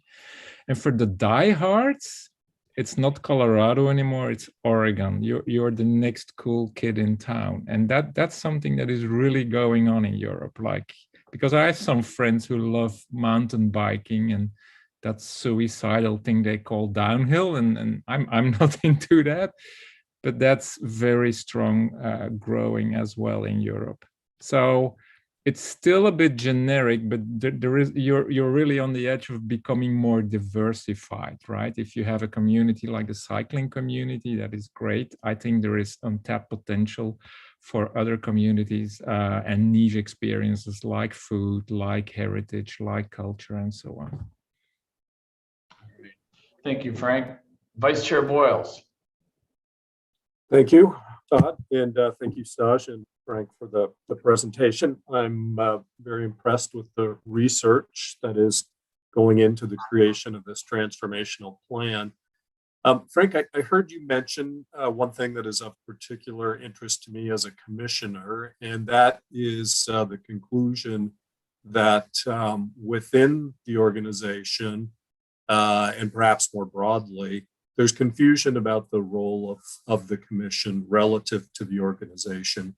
Could you speak to that a little bit? Yes, absolutely. And I think it is very important for all of you to know that and to realize that. So I spoke with one commissioner who is in this meeting, and I spoke also with 2 people that were commissioners.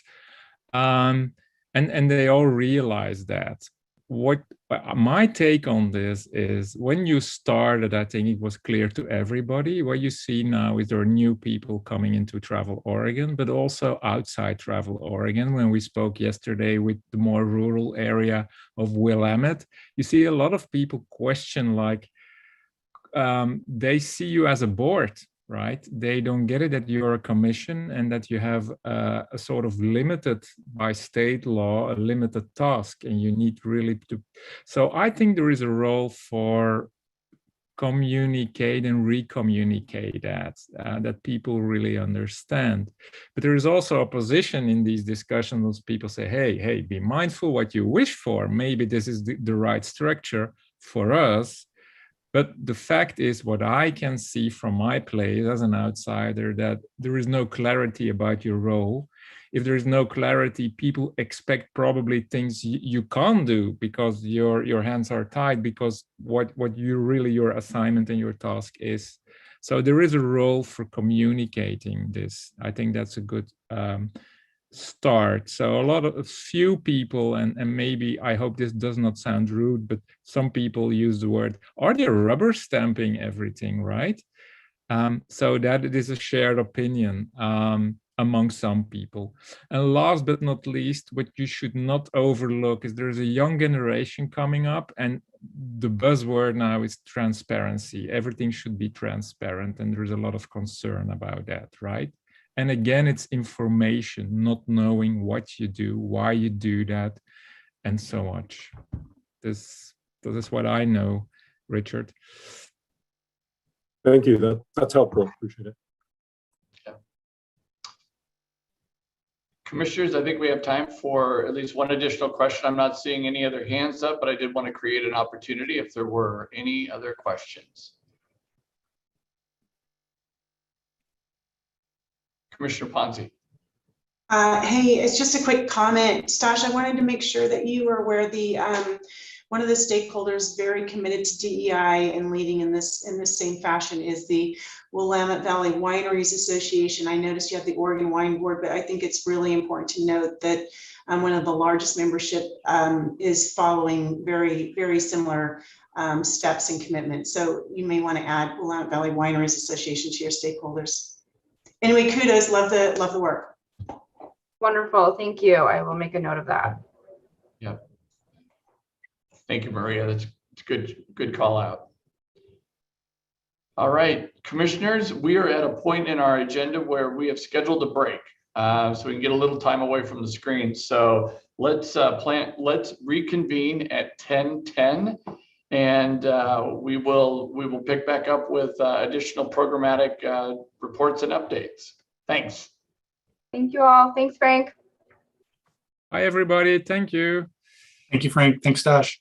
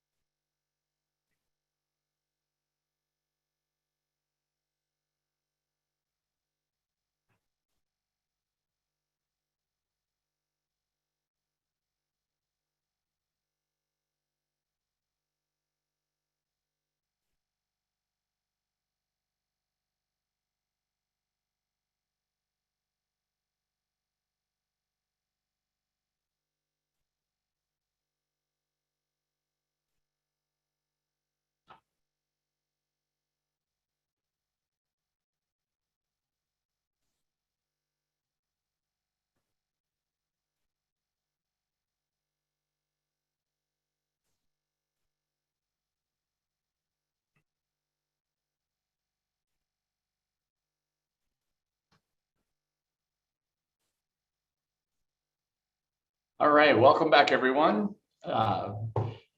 We have a series of reports and updates that we're excited to bring to you today. And in light of the comments that Frank had shared and Richard's question, I thought it might be timely to, shall we say, borrow from a comment that I heard Chair Youngblood share at a commission orientation.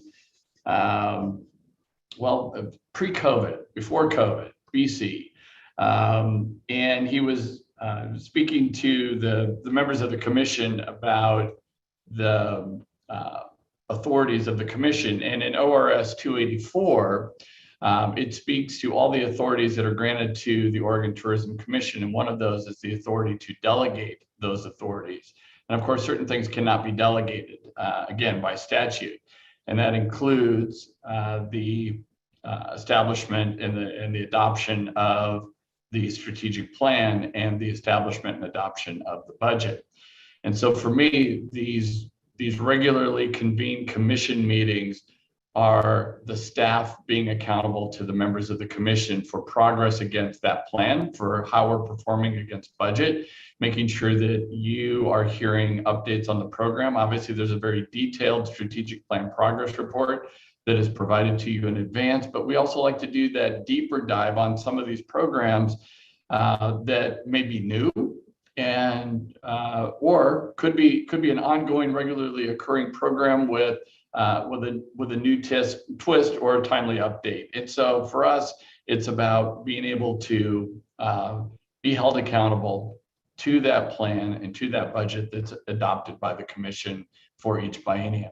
And in that spirit, it's my pleasure right now to ask Gabi Duarte, who's our Global Sales Program Manager. She's going to be highlighting what is a new interdepartmental, cross-departmental program that is supporting and focusing our efforts on destination management, working with outfitters and guides across the state. Gabi, I'll turn it over to you.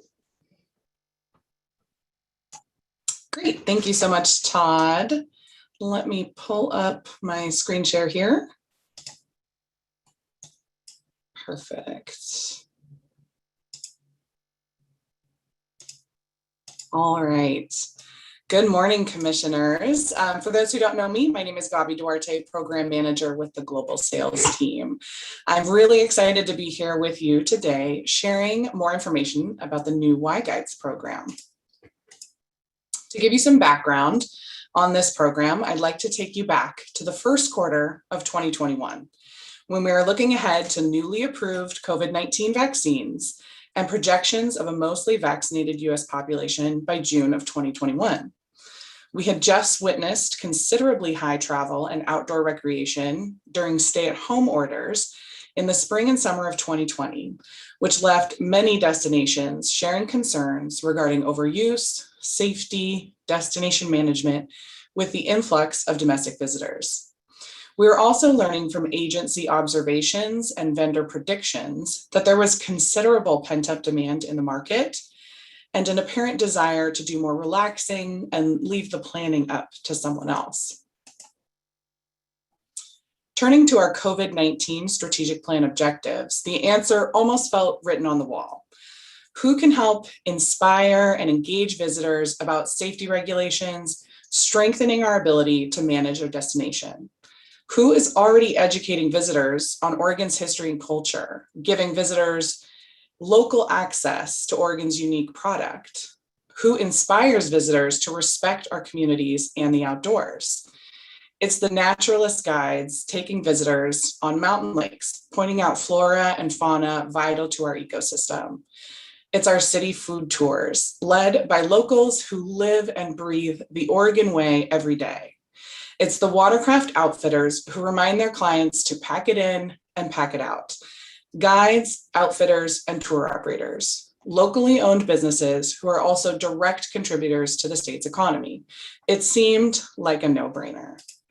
And that's how Y Guides was born, an agency-wide effort to recognize Oregon's tour operators, guides, and outfitters as one of the state's top tourism assets and tell the story of why guides are vital to visitors in the state of Oregon.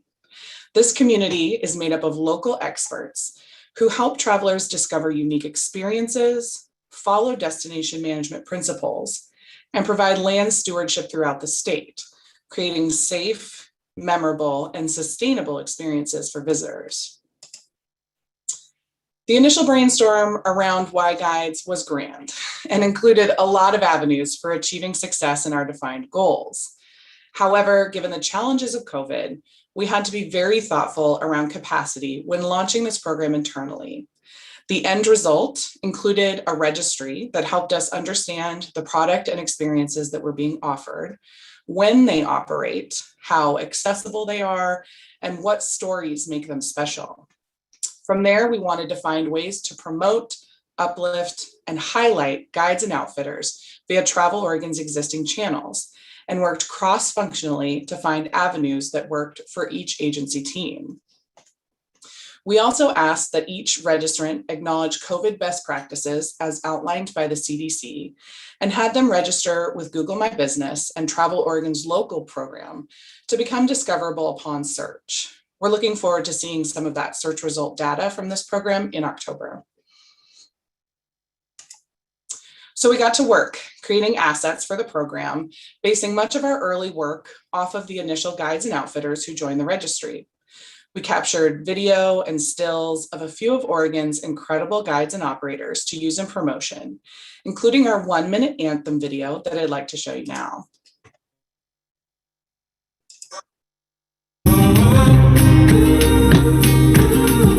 Oregon is big, from the coast to the mountains to the deserts. Yes, deserts. It's hard to know where to even start.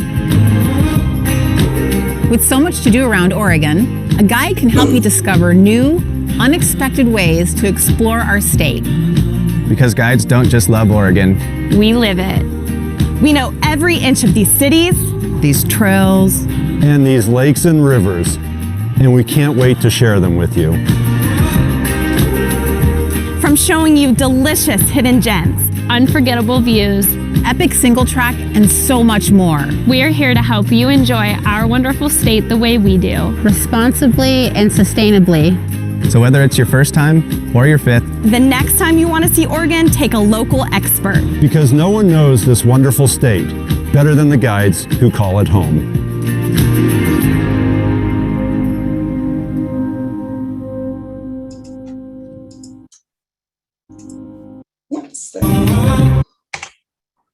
Let me get through this.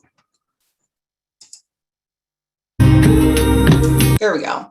Apologies if that came through a little choppy for anyone. I'm going to go ahead and include a link at the end for you to see that. It always puts a huge smile on my face to see those incredible people talking about this place that we love so much. So after that, we got to work on our consumer channels, creating editorial content to accompany the video on traveloregon.com and social media posts. The timing worked out well, and we were able to include Y Guides content in the Welcome to Oregon campaign earlier this year. Later this month at the Bay Area Travel Show, guides from each region will be on hand to talk with consumers about their future travel plans to Oregon.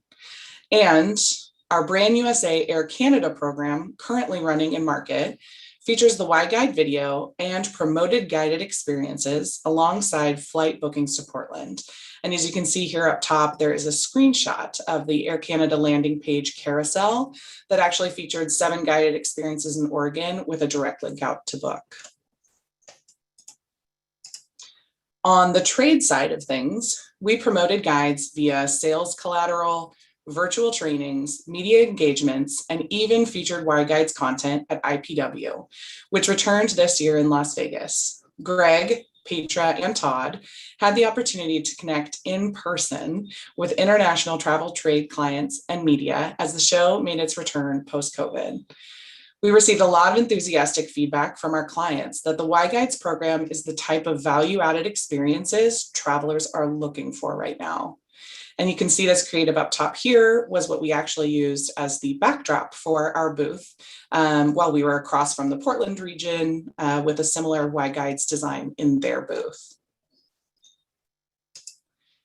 Y Guides was featured as part of our spring K2 media buy, where Dan Sizer of Go Wild Adventures and Siobhan Ball of Dirty Radish explained the benefit of using a guide to explore the state. Our toolkit aided the Hood Gorge region in their own 5-week promotion of regional guides on COIN. Journalists joined the communications team on a guided tour through Estacada to learn more about Y Guides, where additional coverage was earned on KGW. The other benefits we've garnered from the creation of Y Guides has been our product knowledge, our connection to these engaged tour operators, and a stronger community. Our registry of guides has helped us assess closure impacts, share important messaging, and impress journalists. At this point, Y Guides has become part of Travel Oregon's lexicon, a cross-functional effort that leans into the management and marketing work we do every day on behalf of Oregonians while enhancing the visitor's experience. I'll be honest, much of this work came out of my own desire to protect the places that make my home such an amazing place to explore, to ensure they will be there for my daughter and maybe someday, if I'm lucky, her daughter. By continuing to grow this program, Travel Oregon can activate an engaged slice of the industry who share our mission of sustainability, disbursement, respect, and appreciation for this place. From the registry, we've learned that these 61 registered guides and tour operators engage with almost 500,000 visitors each year. We can find ways to channel our TCOT, take care of their messaging through these stewards, promote access to lesser known locales, minimize traffic congestion, optimize economic impacts of small towns and small businesses, and find clearer paths for travelers across the globe to access these safe, sustainable, and memorable experiences. The future of Y Guides is bright. Thank you so much for your time today. I'd be happy to answer any questions you have about the program. Gabi, thank you for that update. Commissioners, any questions for Gabi at this time?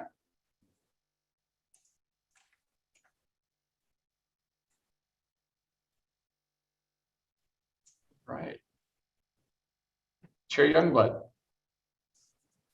I just wanted to say thank you, Gabi. I've been watching this program unfold, and the body of work has been incredible. And anytime I get to see it kind of, publicized, like the engagements you've had with KATU and KOIN, it excites me. I remember when digital cameras became a thing, and suddenly everybody became a photographer, and the value of being a professional photographer was suddenly kind of watered down. And so your ability, everyone is a guide for Oregon. And I don't know if that's an element of this at some point or not, but to be able to celebrate the true professionals, the people that devote their heart and careers to doing this is so important. And it was so timely. And in spite of the Delta variant, I think it's still so timely, because that thirst for people to have a guided, curated experience where they don't have to make too many decisions is only going to get stronger. So just thank you so much. Thank you. Commissioner Ponzi.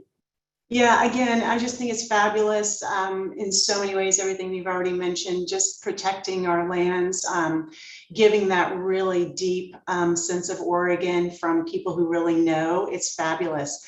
I'm wondering about, are there any industries that are not being represented, other guides that we need to reach out with, or are you feeling like you've got a pretty good overall sense of people coming into the state wanting to see anything, going to Eastern or wherever they want to go? How are you feeling about that? Yeah, I think there's definitely room to expand the registry that we currently have. Like I mentioned, we only have 61 guides registered, and I know that there are many, many more throughout Oregon. I would also love to capture the widest breadth of possible experiences you can have in Oregon in depth, and there's definitely some that are missing from the registry currently. So that is a goal in the future. That's great. And I would imagine that there's some kind of vetting or we're ensuring that those guides are, up to a certain standard in terms of safety and so forth. So we're making sure our visitors are really being taken care of. Yes, and we've been working with the Oregon State Marine Board along the way with this project as well. Super. It's just wonderful. Congratulations. Great work. Thank you. Thank you.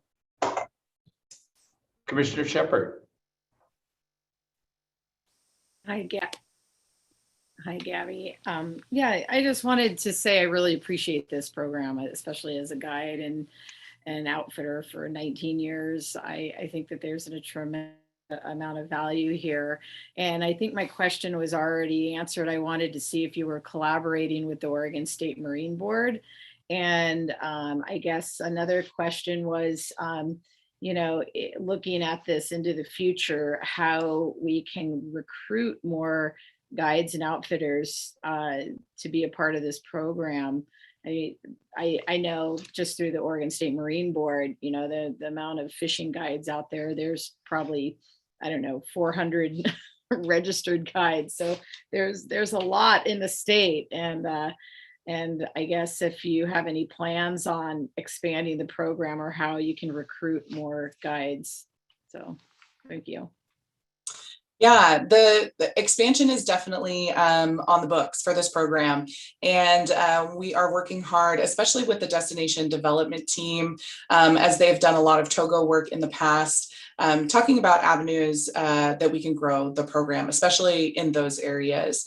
If we're looking at channeling messaging through those guides, sustainability efforts, that sort of thing, it would be great to take a deeper dive into some of those issues with these guides. So that is in the works right now for the future. Vice Chair Boyles.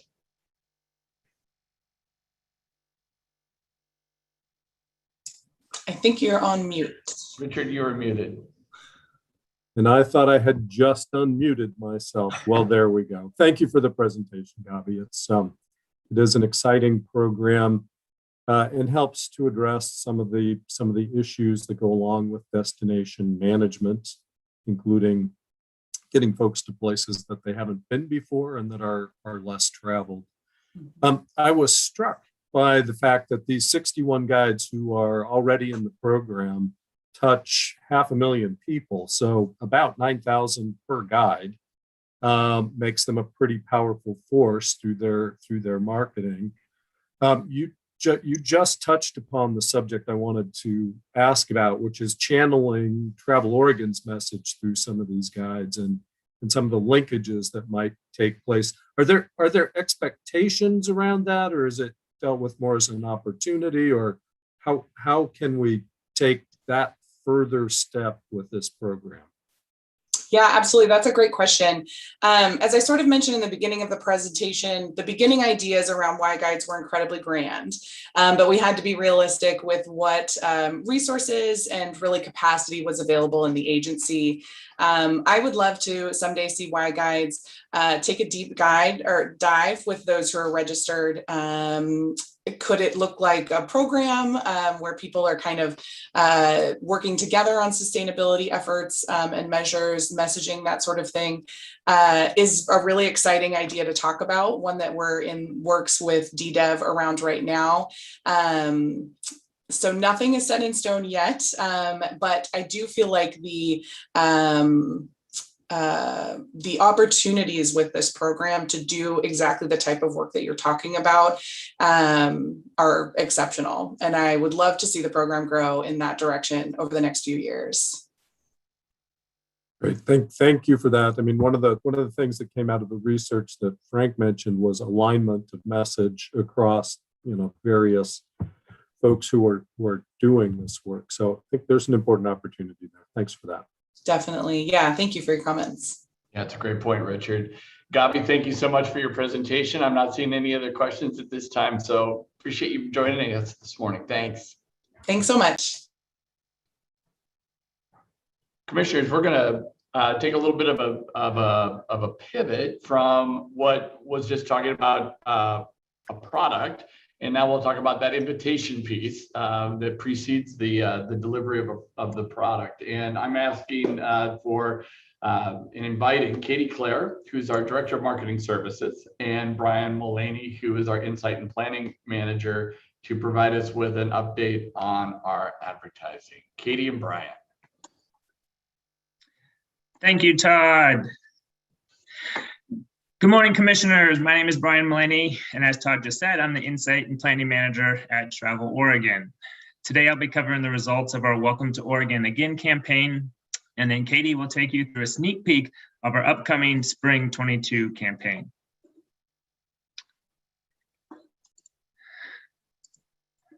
All right. My slides aren't moving. Come on, slides. One second here, having some technical difficulties. All right, here we go. We were excited to be able to launch our inspirational travel campaign following the end of the state-mandated travel restrictions. The team devised a two-phased rollout of our next campaigns. Phase one included the launch of our Welcome to Oregon Again campaign, which was designed as an initial push to Oregonians only to encourage our fellow residents to start reacquainting themselves with their state. Phase two will be the launch of our highly anticipated, only slightly exaggerated 3, or OSE 3 campaign, which will be launching October 18th and will be targeted to our West Coast audiences like Seattle, San Francisco, as well as some of our new markets like Sacramento and the Tri-Cities. The campaigns were designed as a 1-2 punch to reestablish Oregon as a premier travel destination. The Welcome to Oregon campaign kicked off on June 1st. We wrapped up the campaign on July 27th, but we did hold a dark week before the 4th of July holiday to limit a spike in travel. Our target for the campaign was our active adventurer, and we lowered the age range this time to 18 plus, since data suggested that the 18 to 24-year-old age group felt more comfortable with traveling during this time period. I'll touch on it in greater detail in the following KPI presentation, but to better support the BIPOC community and to position Oregon as a welcoming destination, the team tested new diversity, equity, and inclusion objectives for this campaign. Now, we are not reporting out on these KPIs yet, since we are still in the testing and feasibility section of these KPIs, but we will start reporting on them officially in our upcoming campaigns.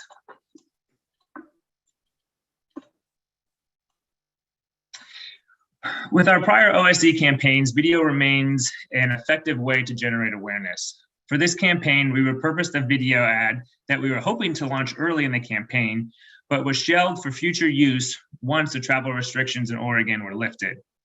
The video expresses a playful longing for freedom and travel that gets released at the end of the video. In the end, we generated 248,000 30-second campaign video views across YouTube, Facebook, and Instagram. While this is much lower than our viral OSE videos, we need to keep in mind that this was advertised to Oregonians only. We feel pleased with the views that this video generated. Oops, 1, 2, 5. One of our best indicators of campaign success when reviewing results is traffic to traveloregon.com. Over the course of our paid media campaign, we generated over 269,000 sessions, which is a 5.2% increase over the sessions we saw during our OSE 2 campaign. The Welcome to Oregon campaign brought in 5.5 less page views than OSE 2 did at just over 303,000. However, the Welcome to Oregon campaign landing page generated 122,000 page views, making it the highest viewed page on traveloregon.com in July. I'd also like to point out that overall web traffic for the month of June experienced a record-breaking amount of traffic for a single month, coming in at 745,160 web sessions. In order to help us track the effectiveness of our advertising year over year and partner versus partner, we invest in an attribution partner called Adara. By using tracking pixels on online ads, Adara, through their strategic relationship with key lodging properties and airlines, matches people who have seen our ads and then booked a trip through one of Adara's lodging or airline partners. Provided here are the attribution results as of the end of the campaign. The attribution window closes at the end of October, so there will still be more data coming in until then. As a reminder, we are now reporting out on the enriched data bookings and hotel revenue, which is determined by a new data algorithm that estimates results if Adara was able to track 100% of Oregon hotels.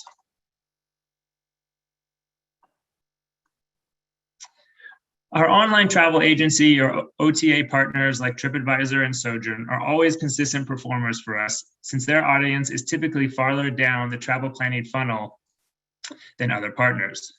Combined, our OTA partners generated a 0.14% click-through rate, or CTR, which was 30% lower than OSC.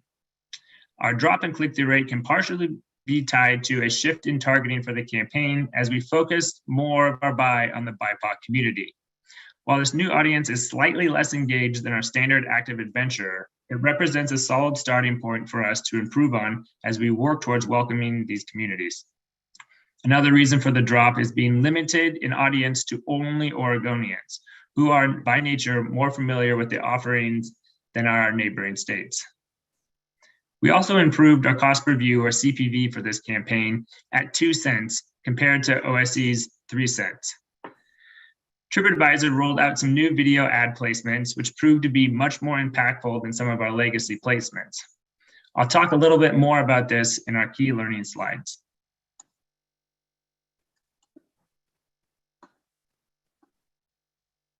Across our digital video platforms, including Gamut, Zephyr, and Reddit, we generated 9.5 million video views across all ad links. For these views, we averaged a cost per view of 3 cents, which mirrored what we saw for online video during our OSC2 campaign. Our 15-second Crater Lake ad seen at the top here generated the highest click-through rate of all of our ad units. Integrated local sponsorships provide the opportunity to reach our audience across a variety of ways that they consume their local news and information. By aligning our messaging with local brands, we further enhance our community and join the local conversation. The sponsorships have fewer media metrics to measure, but those we were able to track proved their value. Across all partners, the Coin Pride Parade sponsorship provided the second highest click-through rate at 0.18%. Our click-through rate of 0.22% for website pre-roll via the Timbers came in as the highest partner click-through rate. For social media, we break our strategy into 3 buckets: awareness, traffic, and video. Our awareness ads highlight Oregon's regions and experiences to help generate awareness of the state's amazing travel destinations. The ads generated 10.9 million impressions with a cost per 1,000 of impressions of $2.92, which is much lower than OSC2 since we primarily used influencers to generate awareness in that campaign. The ads under our traffic category are designed to generate clicks to traveloregon.com via itinerary-based website content. We generated 245,000 clicks with a cost per click, or CPC, of 53 cents, which tied the results of our OSC2 campaign.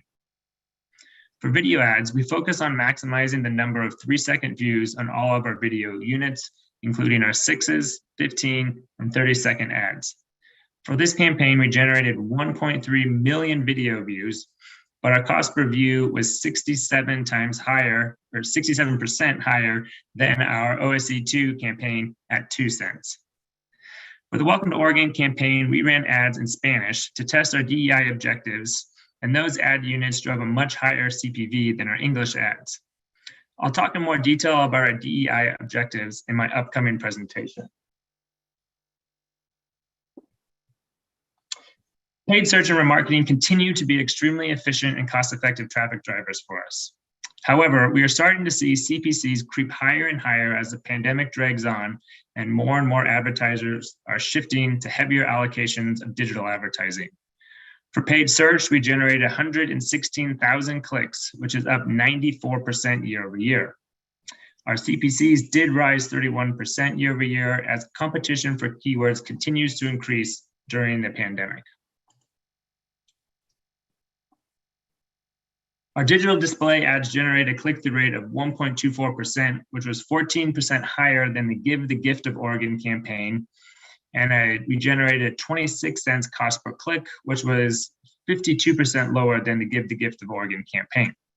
Now, I'm using the Give the Gift of Oregon campaign here as a comparison since it was a heavy banner ad campaign and the OSE2 campaign lacked comparative banners. Our YouTube ads also performed very well for us, generating a 3-cent cost per view, which was 77 times lower than what we saw in OSE2. Running parallel to the Welcome to Oregon campaign, Travel Oregon supported regional partners by offering a direct investment campaign with 3 online travel agencies or OTA partners, including Kayak, Priceline, and Open Table. Travel Oregon provided $70,000 for each region to spend with these partners, and the regions were able to determine their own target audience and use their own creative.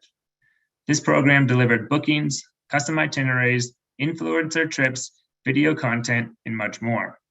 The campaign launched in mid-June and ran through the end of September. Mid-campaign results have indicated a strong return on ad spend across all regions.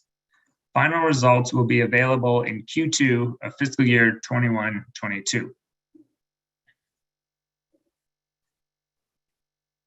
Throughout the campaign, but especially at the conclusion, we like to take stock of what we learned during the campaign. This allows us to make optimizations both during as well as for future campaigns. One key learning for us came on Tripadvisor's new video ad units. We learned that their new Explorer videos were approximately 3 times more efficient at driving clicks than their outstream videos. The Explorer ad units look more like native ads and are more naturally incorporated into the structure of the site, while the outstream ads look more like traditional ad units and are located more in the advertising section of the site. We will definitely keep this in mind as we prepare for the upcoming OSE3 campaign. We also tested a new relationship between Zephyr and Google that allowed us to use YouTube to remarket to Zephyr video viewers. This proved not only to be more cost-effective, but also showed great engagement. Looking more towards Google, one of the major learnings for us was just how effective Google's new discovery ad format is, which you can see here on the right. Discovery ads are dynamic, static, or carousel ads that strategically populate with pre-approved creative based on Google's algorithms. Basically, you give Google a few versions of copy, images, and CTAs, and Google mixes and matches them based on what it thinks will generate the most clicks. These new ad units showed significantly better engagement than our standard display banners. While there are always many new learnings for social media as it ever evolves, one of the highlights we wanted to call out was our initial success with TikTok. We tested a few of TikTok's different ad units, both paid and organic, and saw encouraging results across the board. And lastly, we were pleased with our initial test of using Spanish language ads across all of our partners. While CPCs were much higher in some places than our English ads, the engagement seen from the ads indicates that this is an untapped and potentially new audience for us to explore. Thank you, and I'll now pass it over to Katie to give a campaign update.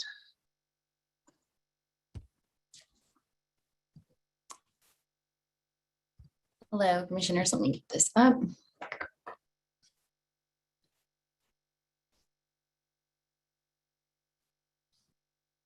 All right, great. Good morning. I just want to give a quick update on our Only Slightly Exaggerated 3 campaign. As we talk about advertising campaigns, it's important to talk about the why, and you just want to center us in that. So we use the ad campaigns to generate awareness about Oregon as a destination and inspire our target audience to take a trip to Oregon. The purpose of the creative is not to showcase everything Oregon has to offer, but instead share a compelling glimpse of Oregon that will inspire visitors to take action in the form of visiting TravelOregon.com, signing up for an e-news, ordering a guide, or one of our other channels where we can leverage technology and our visitor lifecycle management program to serve personalized content and resources to plan a trip. So We knew that advertising would be a key component to the state's recovery from COVID, and it's one of our key imperatives of our 21-23 strategic rebuild plan. So to directly support this imperative, we created a weekly cross-functional meeting. We called internally Strat 5, pre-creative. It went back to the original strategy 5 that we had with the COVID strategic plan. And it's where the marketing team gathers, and we have cross-functional representation from every team at Travel Oregon, and they share industry insights, community resources, and different needs that have been called upon Travel Oregon, so that we are able to successfully and effectively incorporate those needs into our consumer marketing channels. It's been really exciting, and it's directly influenced our two-pronged approach that Brian spoke to at the beginning for our advertising campaigns that we've had this year, with the Welcome to Oregon Again, and then the Only Slightly Exaggerated 3. This is where I would typically share the long form or the cut down films. I just reviewed final files that we received today. They're going to be shipping tomorrow. We will share all final links with the commission via email later this week. But at this moment, please enjoy this beautiful Oregon coast image. And if you can spot Yeti, then we'll send someone a Felty. And then Kenji, I'm sure you've already seen him. Yep. Figured. I just want to go over some quick parameters for what you'll see as we launch the campaign on October 18th. We will be wrapping this advertising campaign on December 13th. We are so excited to have this work in market in the fall. Like we've told you before last week, this is the first time that we've had a really large out-of-home broadcast inspirational video campaign in market to this scale in the fall. We are thrilled to be back in West Coast markets, including all of Oregon, Seattle, San Francisco, and then secondary markets. One that if you've talked to anybody on the marketing team, you've heard our excitement of trying to get to LA in a compelling way, and we're finally starting to go there. Sacramento, and then Tri-Cities and Yakima. We are front loading the paid media with the awareness portion of the creative, creating opportunity for the long form and 30-second spot to be shared broadly. And then with this, we have what we're calling clear exposure. That's full exposure of the video. We want to make sure that when we are targeting and putting paid media behind those longer spots, that people are watching the entire thing. And then we'll be retargeting with the 15s and 10s throughout the campaign. We're layering custom content that creates meaningful connections with BIPOC community. And then we're finally layering on conversion targeting with OTA partners. We hope that you all really enjoy it and that we have a healthy economic recovery associated with the work. We'll report out initially in December, and then we'll include information like we referenced from our Arrivalist Attribution Partnership beginning in the February reporting, and also details about how we get information from our partners at Arrivalist within our reporting. So it's been 18 months since we've advertised outside of our state, and this is the biggest campaign we've ever launched in fall. We know that we're going to be learning what our ROI looks like. We're hoping to have really incredible results to share, but I think that we're all really excited about being able to support our partners during this much needed time of the shoulder season. So with that and the details that we shared about the campaign last week in the commission training and in the SPPR report, I'd like to take time today to share about our new campaign and new work that we're really excited to be working on. So while some parts of the state and at some moments it feels like we're back to normal, the fact of the matter is that TLT returns are still down 30% compared to 2019 for the state. And to combat this, we need strong advertising to keep Oregon top of mind for current fans and to pique the interest of new audiences. We want to have a strong, inspiring message and market to leverage the success of Welcome to Oregon Again and Only Slightly Exaggerated, and driving Travel Oregon brand awareness and demand generation for Oregon as a destination. To really drive tourism towards economic recovery, we need to have a compelling campaign that can align with the World Track and Field Championships Oregon 22. So I don't know if all of you are aware, but for 10 days next July, Oregon 22 will have a 2-hour daily domestic broadcast exposure with repetitive citation to Oregon. To directly leverage this opportunity, we've partnered very closely with the Oregon 22 Local Organizing Committee and provided HD 4K B-roll of epic and timeless statewide Oregon locations directly to those domestic and international broadcast partners, as including the executive producers of the event. We're really excited about this imagery. Travel Oregon owns this footage, so we're leveraging it for Oregon 22 to make sure that we have great footage of Oregon in the broadcast, but we're also able to use it throughout Travel Oregon org moving forward. So what we're excited is that this is for those moments in and out of broadcast, and when they're also sharing any sort of stories or that are available about Oregon. So this gives Oregon the chance to shine. So to accompany this, we need to give Travel Oregon the opportunity to stand out as a brand resource to plan your trip.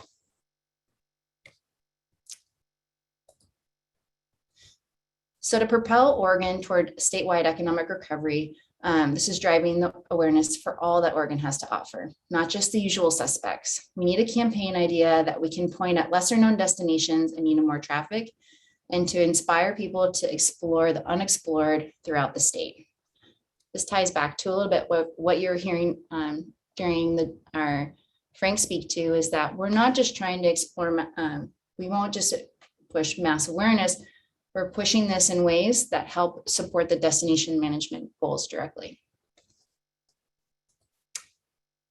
It's also important that this work embraces the brand idea, our North Star for all advertising work, that we're guiding travelers through our Northwest Wonderland. This communicates the role of the brand and what differentiates the state in the market.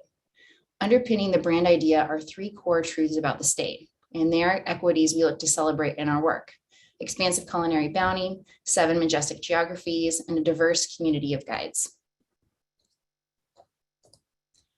With OSE, we showcase beautiful landscapes, activities in the spirit of Oregon in a way that no one had ever seen. We bottled the feeling it gives you and communicated the essence of Oregon as a whole. But as successful as it was, we didn't capture the personal experience. We didn't show how Oregon changes you. We didn't show the actual state. So we're going to do all that and more.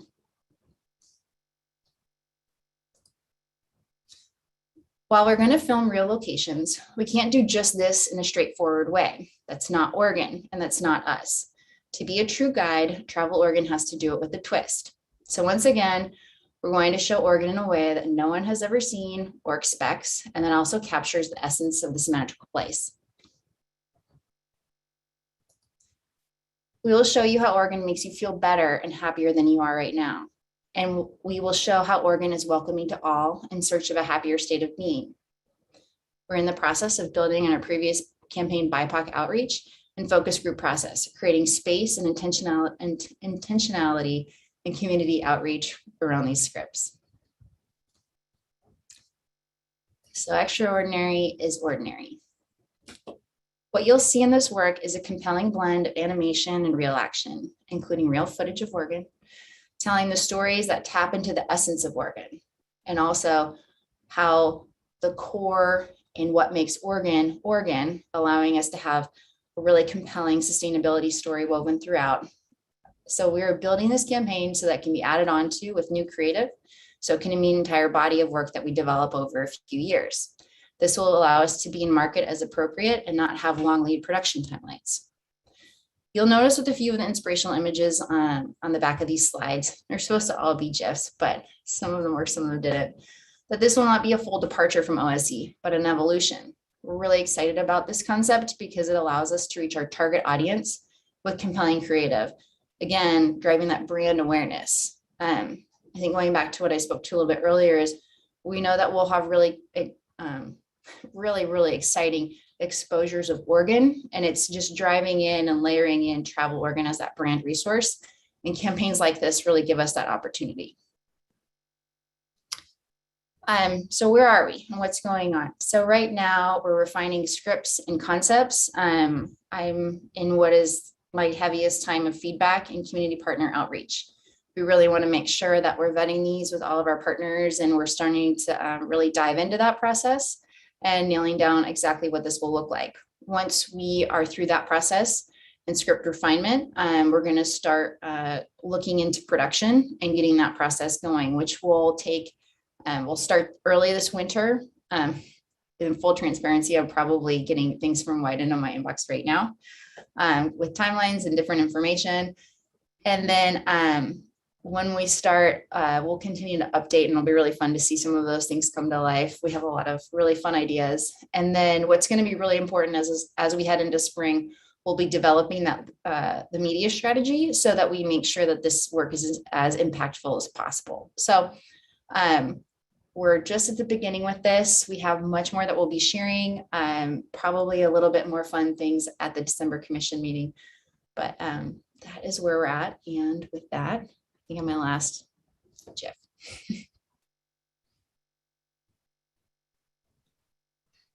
Thanks, Katie. Thanks, Brian. Commissioners, any questions for Brian or Katie at this time?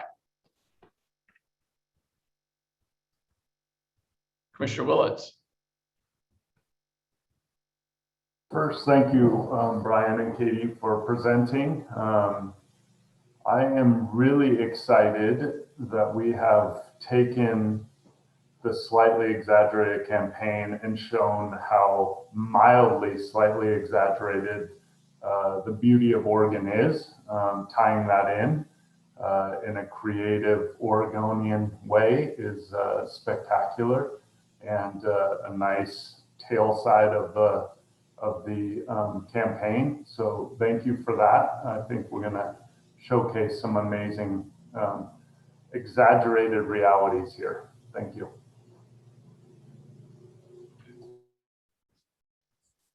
Commissioner Sugihara. So I gotta say, out of one of the things that I'm gonna miss the most is seeing all this creative early on and getting previews of this. And I gotta say, this is probably one of the coolest things about being a commissioner, is to be able to engage and see all the creative juices and all the creative energy come through this, and actually seeing the numbers that end up sort of backing it up and showing that what we do really works. And I do have a question beyond my missives, and it's Brian. It's for TikTok. What sort of demographics are we really looking at? I mean, there's definitely DEI component to it, but do you have any sort of range? I'm really curious because I'm seeing it really popular in pop culture, but I just want to see what sort of data is behind it, and what you're thinking and what you're seeing. Thank you, Commissioner Sugihara. Katie is our internal expert TikTok person. I'm happy to speak to that. Katie, I'll let you try if you want, or address it if you want. If not, I can do it. I think what's really important about platforms like TikTok and like we talked about last week, Twitch, is I don't know if anyone is aware of the Facebook, Instagram platform. I don't even know what it was yesterday. Meltdown. Complete meltdown. But it's really important for us to diversify our platforms, and our what I said a little bit at the beginning is like these campaigns are really great ways for us to broaden those audiences, and TikTok is one of those that we're really excited to have access to. So Mckenzie, like TikTok is one specifically targeted at the 18 to 34 demographic, which is really important for us to continue building and to have that brand awareness. So we do that. It was this last spring was the first time that we were able, they lowered their ad buy accessibility to the platform. And so we were able to test it and go into it for the first time. And what you saw there, and like I don't know if you noticed on Brian's slide, but like one of the videos was our 6-second spot, but the other two were with content creators that we partnered with to layer in some of those messages that we knew were important and supportive of the campaign work. So if you're not on TikTok, I highly recommend getting on there. It's really fun and you can spend hours on it, which is a completely different thing, but it's really important for brand building. So it is targeting a younger audience. Oh yeah, I'm on TikTok, you know that, and I also check out Twitch as well. So thank you. Thank you for the question, Kenji. I am not seeing any other questions at this time, Katie and Brian, so thank you very much for that. Brian, I know you're not going anywhere. Katie, thanks for the presentation. We're going to keep Brian's evil twin on the screen here and invite our Travel Oregon's own Dr. G. Ladan, who is our research analyst, to join him and provide us with an update on our KPIs. Brian, Ladan, I'll turn it over to you. Thank you, Todd. Let's get this next presentation rolling here. All righty. Along with helping the agency review the performance of our large marketing campaigns, the Insight and Planning Group is also responsible for outlining and monitoring the marketing department's high-level KPIs. I should note that we are also in service to the entire agency should they need any analytic assistance or have any reporting needs. All right, buckle up. I'm about to take you through an exciting ride through the marketing department's key performance indicators. Maybe. All right, here we go. All right, at the close of every fiscal year, the team meets to review and discuss the results of our prior fiscal, to deliberate on any potential changes to our KPIs, and to outline a plan for establishing goals for the next fiscal year. Today, I'm going to give you a brief overview of our fiscal year 2021 results, our fiscal year 21-22 KPIs and goals, a brief introduction into our marketing specific DEI goals, and finally, Ladan Garamani, our research analyst, is going to give you a quick overview of our rebuild plan KPIs. So first, we'll be covering the marketing department's fiscal year 2021 KPIs. This is not a complete list of all the metrics that we track. These are just our key performance indicators and the metrics that we set our goals around. I should also note that these are just marketing KPIs and the other departments have their own metrics. Our first two KPIs are for the Marketing Insights and Visitor Services Studio, or MIBS for short. KPI 1 relates to the net growth of our email subscribers. Our subscribers are important to us because it gives us an avenue to talk to our audience directly throughout the entire year.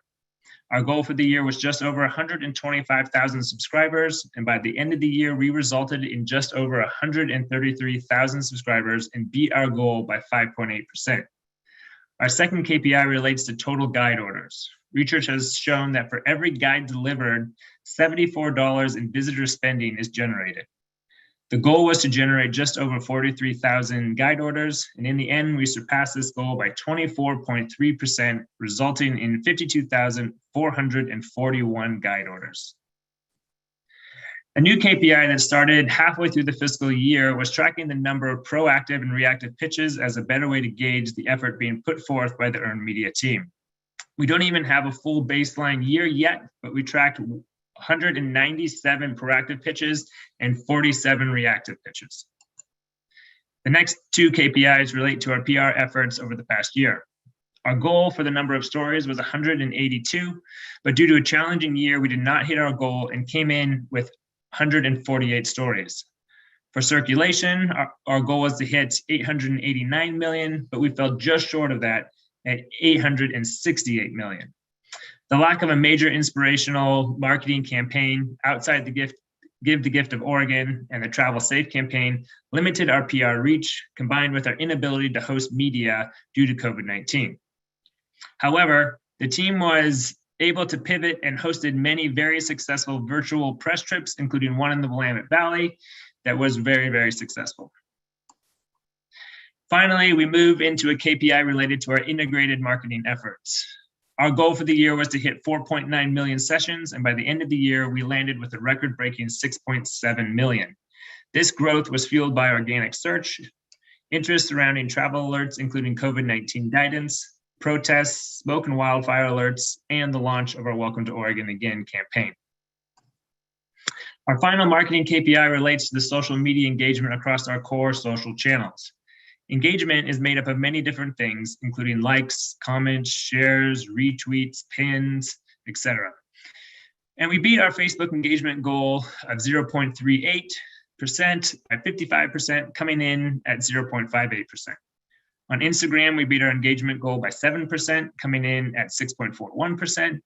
And for Twitter, we fell 12% short of our goal of 3%.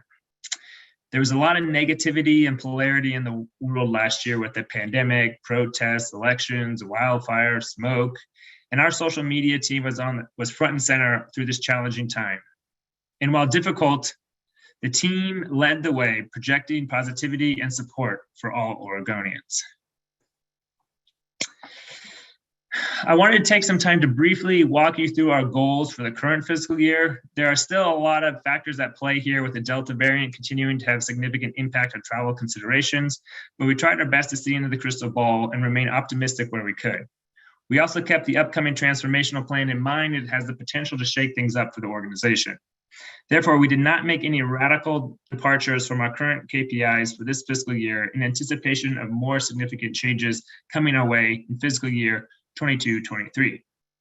In terms of setting these goals for the KPIs, each team meets with me to cover the following topics before we nail down the goals. We cover things like historical results, any anticipated challenges, any macro factors, including the pandemic, the World Athletics Championship, Oregon 22, elections, and things of that nature. We look at seasonality factors and any relevant gut checks. Now, in order to save some time, because we're running a little bit behind here in terms of our schedule for today, I'm going to skip the actual KPIs for this fiscal year. We will be providing these decks at the end of the commission meeting for you to look at, and you can definitely ask questions specific to our actual KPIs for the year. So I'm going to jump through these next couple of slides real quick and talk about our DEI KPIs, or diversity, equity, and inclusion. New for the fiscal year 2021 was the creation of marketing-specific DEI KPIs. Stemming from previous DEI workshops, the social justice movement, and our own equity statement, we embarked on a mission to develop our own set of KPIs aimed at tracking our progress towards making Oregon welcoming for all. After reviewing the external marketplace for existing marketing-related DEI KPIs, we discovered that there weren't any organizations publicly outlining DEI KPIs specifically for their advertising efforts. Therefore, we decided to follow our key values and blaze our own trail with developing these metrics ourselves. Throughout the process, we met with DEI consultant Tamara Kennedy Hill and Travel Oregon's own DEI task force to make sure that we were on the right path. In the end, we whittled a long list of metrics down to 6 KPIs centered on the framework listed here. We are not disclosing or reporting out on these KPIs just yet, as they are still a work in progress, and we are still setting our own baseline stats. But we plan to roll them out when the DEI task force rolls out its own high-level KPIs in the next calendar year. In the meantime, we are using both the Welcome to Oregon Again and the OSA3 campaign as trial runs for these new KPIs. And now I'll pass it over to Dr. Garamani. Thank you, Brian. Good morning, everyone. My name is Ladan Garamani, and I oversee Travel Oregon's research program. The KPIs I'm presenting on today are the KPIs of the 21-23 strategic plan U.S. commissioners adopted in June at the last meeting. This strategic plan balances priorities that benefit both residents and visitors, and will guide our work as we support the rebuilding of Oregon's tourism industry. In collaboration with Destination Think, we have designed 3 organization-wide KPIs to measure the progress against the overarching purpose of the 21-23 strategic plan. So I'm here today to give you an update on the progress we're making to ensure we're tracking these KPIs. Next slide, please. The first KPI relates to the socioeconomic recovery of Oregon tourism industry. Socioeconomic recovery will be reported as a composite indicator combining 3 measures of visitor spending, employment, and tax revenue into a single recovery score. We plan to use the composite score due to the uneven nature of recovery in economic impact measures, and also the uniqueness of each tourism region in Oregon. Also, to properly track recovery, we will establish a baseline for pre-pandemic time periods as well. Currently, we are working with Dean Rani and Associates to develop, monitor, and report this KPI for the state and 7 tourism regions. Next slide. The second KPI relates to resident sentiment about tourism in Oregon. We will be tracking Oregonians' perception of tourism impacts, both positive and negative, in 3 areas of sociocultural, economic, and environmental impacts, as well as resident support for tourism in their own community. So in order to collect an ongoing representative sample of Oregon residents, we will design and field an online survey to a robust panel of Oregon residents on a quarterly basis. And we are expecting about 1,000 completed surveys each quarter, about 4,000 annually to allow for segmentation analysis. The third KPI relates to visitor sentiment about Oregon tourism products and experiences. We will be tracking visitor satisfaction through 2 standard customer loyalty metrics. The first metric is visitor satisfaction score, which will be used to gauge how satisfied a visitor is with a particular product or interaction or overall experience when they travel to or within Oregon. Another loyalty metric is Net Promoter Score.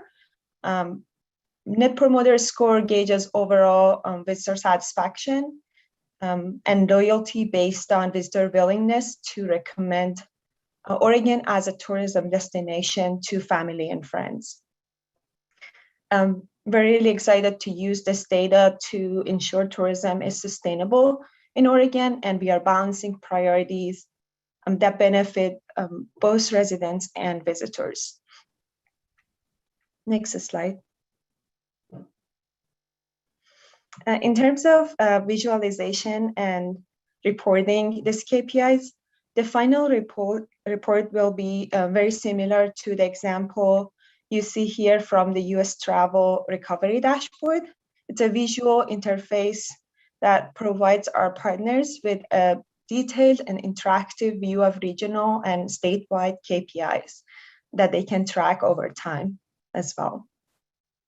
We plan to share this data via Travel Oregon's research dashboard on a quarterly basis. And our goal is to have the first report available on the industry website in early 2022. Thanks for the opportunity to share this update with you today.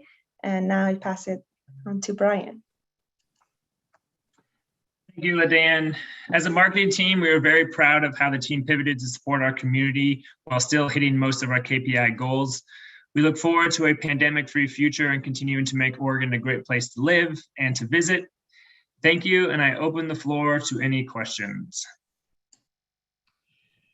Thank you, LaDan. Thank you, Brian. Commissioners, are there any questions at this time? Chair Youngblood.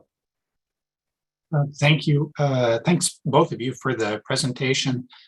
Dr. G,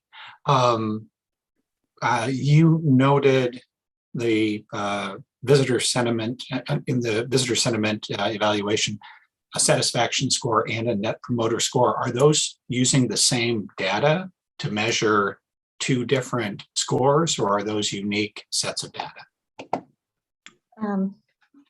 Great question. They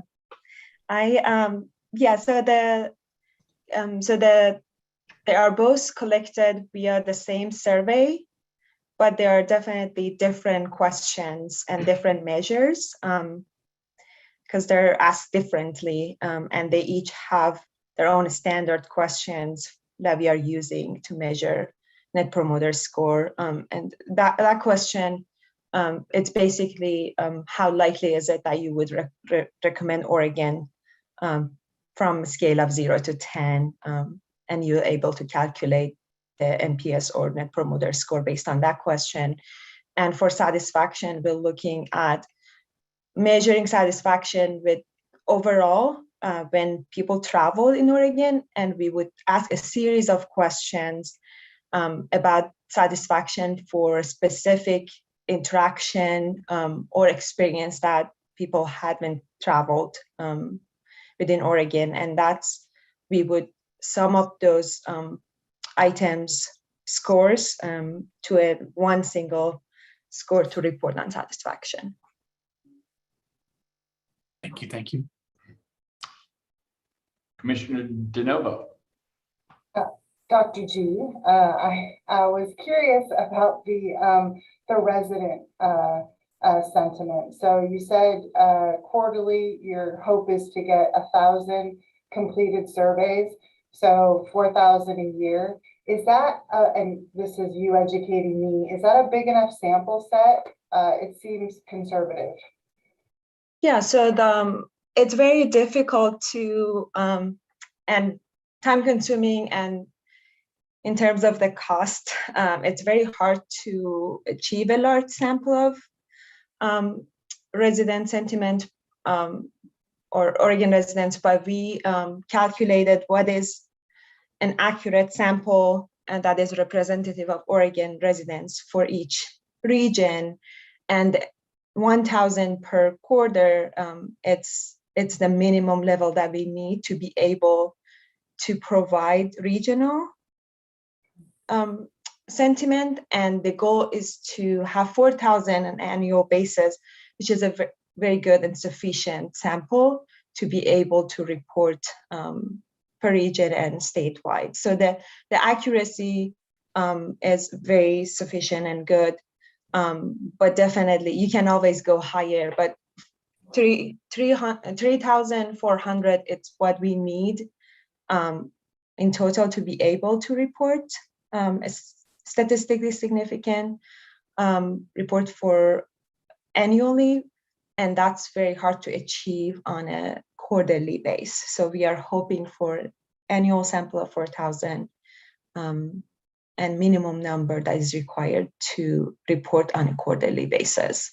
And yeah, hopefully we've shared the zip codes with the panel provider, so they are actually distributing the survey, making sure that we are representing each region of Oregon in the sentiment survey. Thank you very much. Of course. I am not seeing any other questions at this time. So LaDon, Brian, thank you so much for your presentation this morning. Thanks for having us. Thank you. Commissioners, next, it's my pleasure to have the team bring forward an update on our tribal tourism work group. Lisa Edel, who's our Director of Global Strategic Partnerships, and Harry Dalgard, who's our Director of our RCTP program, will be joined by Michelle Liberty, who we work with very closely on our tribal tourism work group. Lisa, I will turn it over to you. Perfect, Todd. I appreciate that. I am just waiting. I think Matthew is getting our presentation uploaded. So hold on one sec. Hopefully. Perfect. Thanks, Matthew. Well, good afternoon, or I suppose still good morning, everyone. I'm excited to be here today. And like Todd said, I'm Lisa, and I'm the Director of our Global Strategic Partnerships team. And I'm very pleased to be co-presenting today with my colleague, Harry Dalgard, who is the Regional Cooperative Tourism Program and Director, and our tribal contractor, Michelle Liberty, Attitude Marketing. I really appreciate your time today as we share about the partnership work with the 9 tribes of Oregon.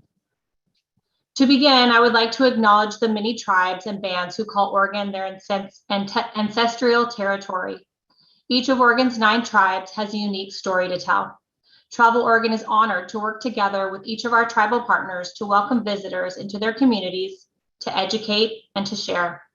I would also like to acknowledge how this work ties to Travel Oregon's strategic plan in multiple ways, leading with a racial equity lens, and also supporting and empower Oregon's tourism industry by fostering relationships and trust with Oregon's 9 tribes.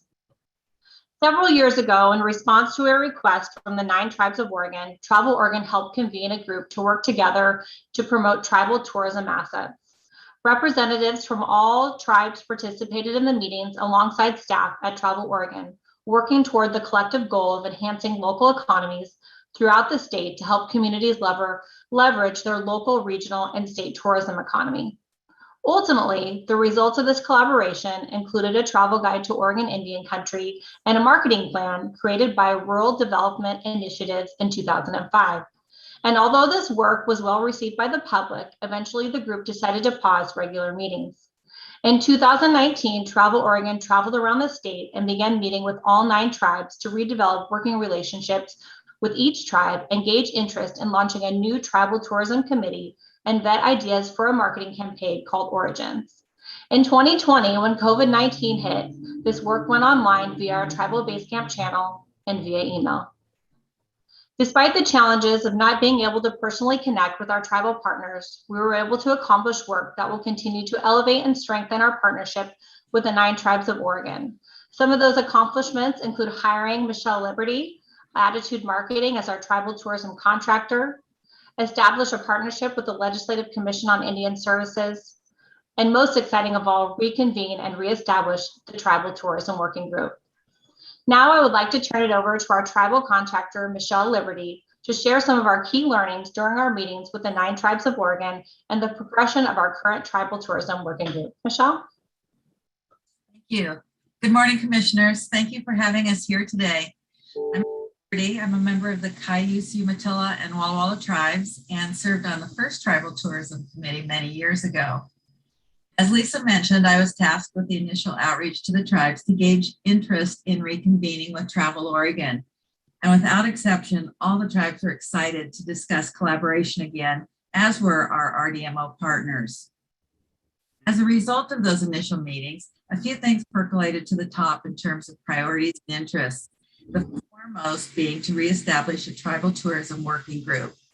Convening with various governmental departments along with Travel Oregon to discuss challenges and opportunities is also important, and you'll hear more about an example of that later.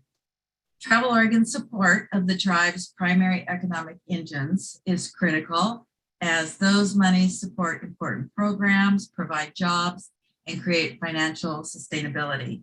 Everyone is excited about the prospect of publishing a new guide to Oregon's Indian Country. Next slide. On more of the administrative side of things, the working group has identified the tribal representatives to the committee and created a communication channel through Basecamp.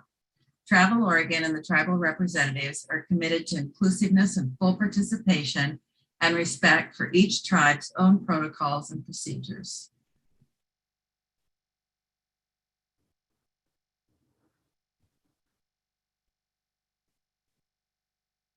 Thanks, Michelle, and hello, commissioners.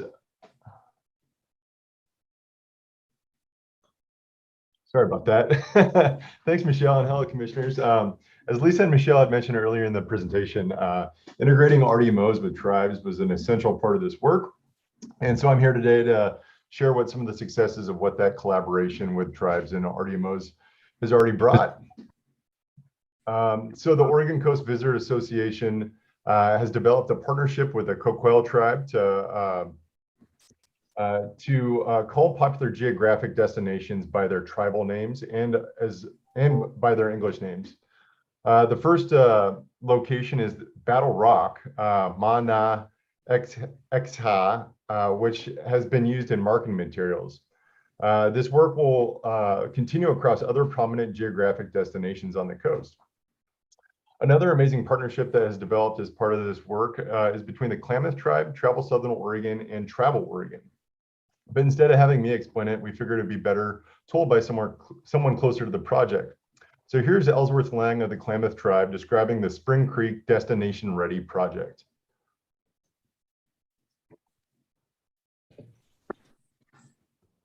Waklisi, hello. My name is Ellsworth Lang.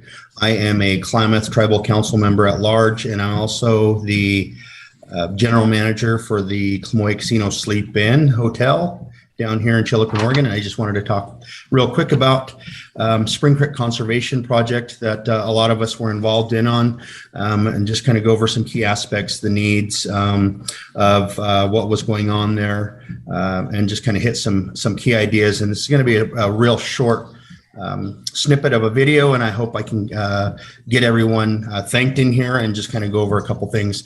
And I'm going to actually thank everyone at the end. And if I forget anyone, I apologize. Really want to go over the key aspects. It was safety, abuse, overuse, and some educational things from the aspects of the collaborative group that had all gotten together and really put in some hard work on this project. And our focus really was to educate the kayakers that were coming in, the boaters, kayakers, and visitors that were coming to recreate. Want to make sure that everyone understood that Spring Creek is a very special place, indigenous territory of the Klamath tribes, and to treat that area with respect. It was highly needed. We needed to protect the cultural and natural resources, and especially the riparian areas along both edgewaters of Spring Creek, from the bridge, Highway 97 bridge, all the way up to the headwaters of Spring Creek. And our results were actually great. There was a lot of overuse and abuse from folks coming in that really didn't understand what we actually have with these pristine waters. And you know, there was garbage, there was trespassing, and really, for a lack of a better term, it was not destination ready. And by that is what I mean is folks were just coming in, they didn't know what to expect. It wasn't ready for them. It wasn't ready for a large number of boaters that really didn't know how to launch their kayaks properly in these waters, tearing up the riparian areas, the edge waters. And really, it was hurting the area. So we added ease of access, ingress, egress to the area. We added a boat launch. If you can actually look just over my shoulder there, you can see that there was some large rocks that were added to that edge water so that folks could get in without tearing up the banks, and added some signage. You can see the one small sign on the tree, but there's also several other pieces of signage that help folks really learn on what's going on in the area, why it's special, and how to treat that area. There were also there's a handicapped area that was added for boat launch to get into the water safely as well as get out, and work with Klamath County Sheriff's Office so that they can come and educate some of the folks that were coming in so that they could really understand that there's some dangerous areas in the waterways, and to watch out for those hazards. And working with the Klamath tribes was a big thing, and I was involved very early on with Chilliwack Community Builders, and the Klamath tribes really wants the folks knowing that this is a special place. This is pristine waters. We would gather water at the headwaters years and years ago. Very good water. I drink it myself right at the head of the spring. I'm not telling anyone to do that, but it's definitely good, great water. And this was a collaborated effort. It was really nice to be part of it. I think that we had some great results. And if anyone can come down and look, they can actually see. We'd love to share some pictures. I want to thank the Klamath County Sheriff's Office, Discover Klamath, Travel Oregon, Travel Southern Oregon, Chilliwack Community Builders, especially Kathy Storer. She was one of the leads on this project. Really appreciate her. Sky Lakes Wilderness, Oregon Parks and Recreation, the Spring Creek management team, that crew really came together and made this happen. Friends of Spring Creek, and especially the Klamath tribes. So want to thank everyone that was involved. I'm sorry that I might have rambled on just a little bit long, but like I said, very passionate about this project. And I think that we did a very good job, very good pilot project for other areas that want to work with tribes, and show that when we collaborate and put our heads together, we can have a good outcome.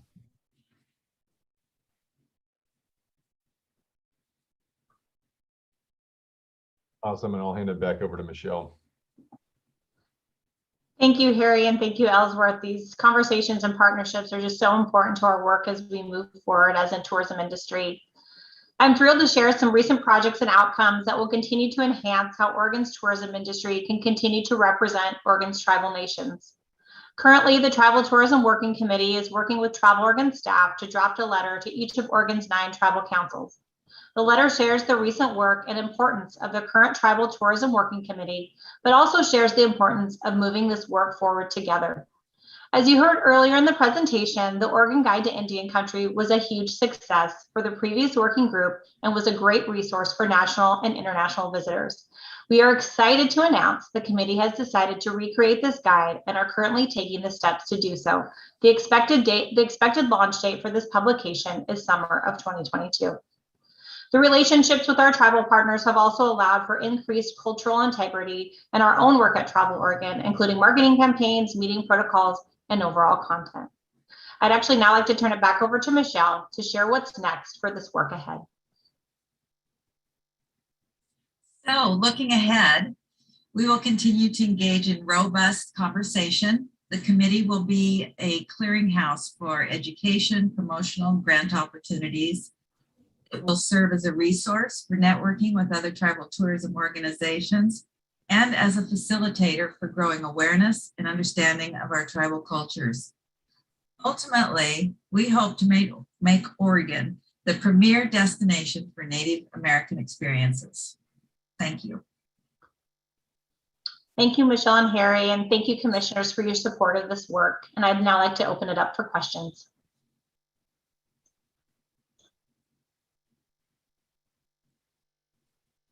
Michelle, Lisa, Harry, thank you very much. Commissioners, do you have any questions or comments that you'd like to share or make at this time? Commissioner DeNovo. I'm going to try doing this without losing it. This work means so much to me, and most recently with the passing of my husband, Chief Don Ivy, the fact that you're just doing this work with such respect, and to Michelle's point, making Oregon the place for people to really have a tribal experience is something that many of us have talked about for quite some time. So I'm grateful to all of you for the work that you're doing, and I can't wait to see this continue to grow and we achieve the result of making Oregon that place where people can really learn about the first people of this community. So thank you. Thank you, Lucinda. Thanks, Lucinda.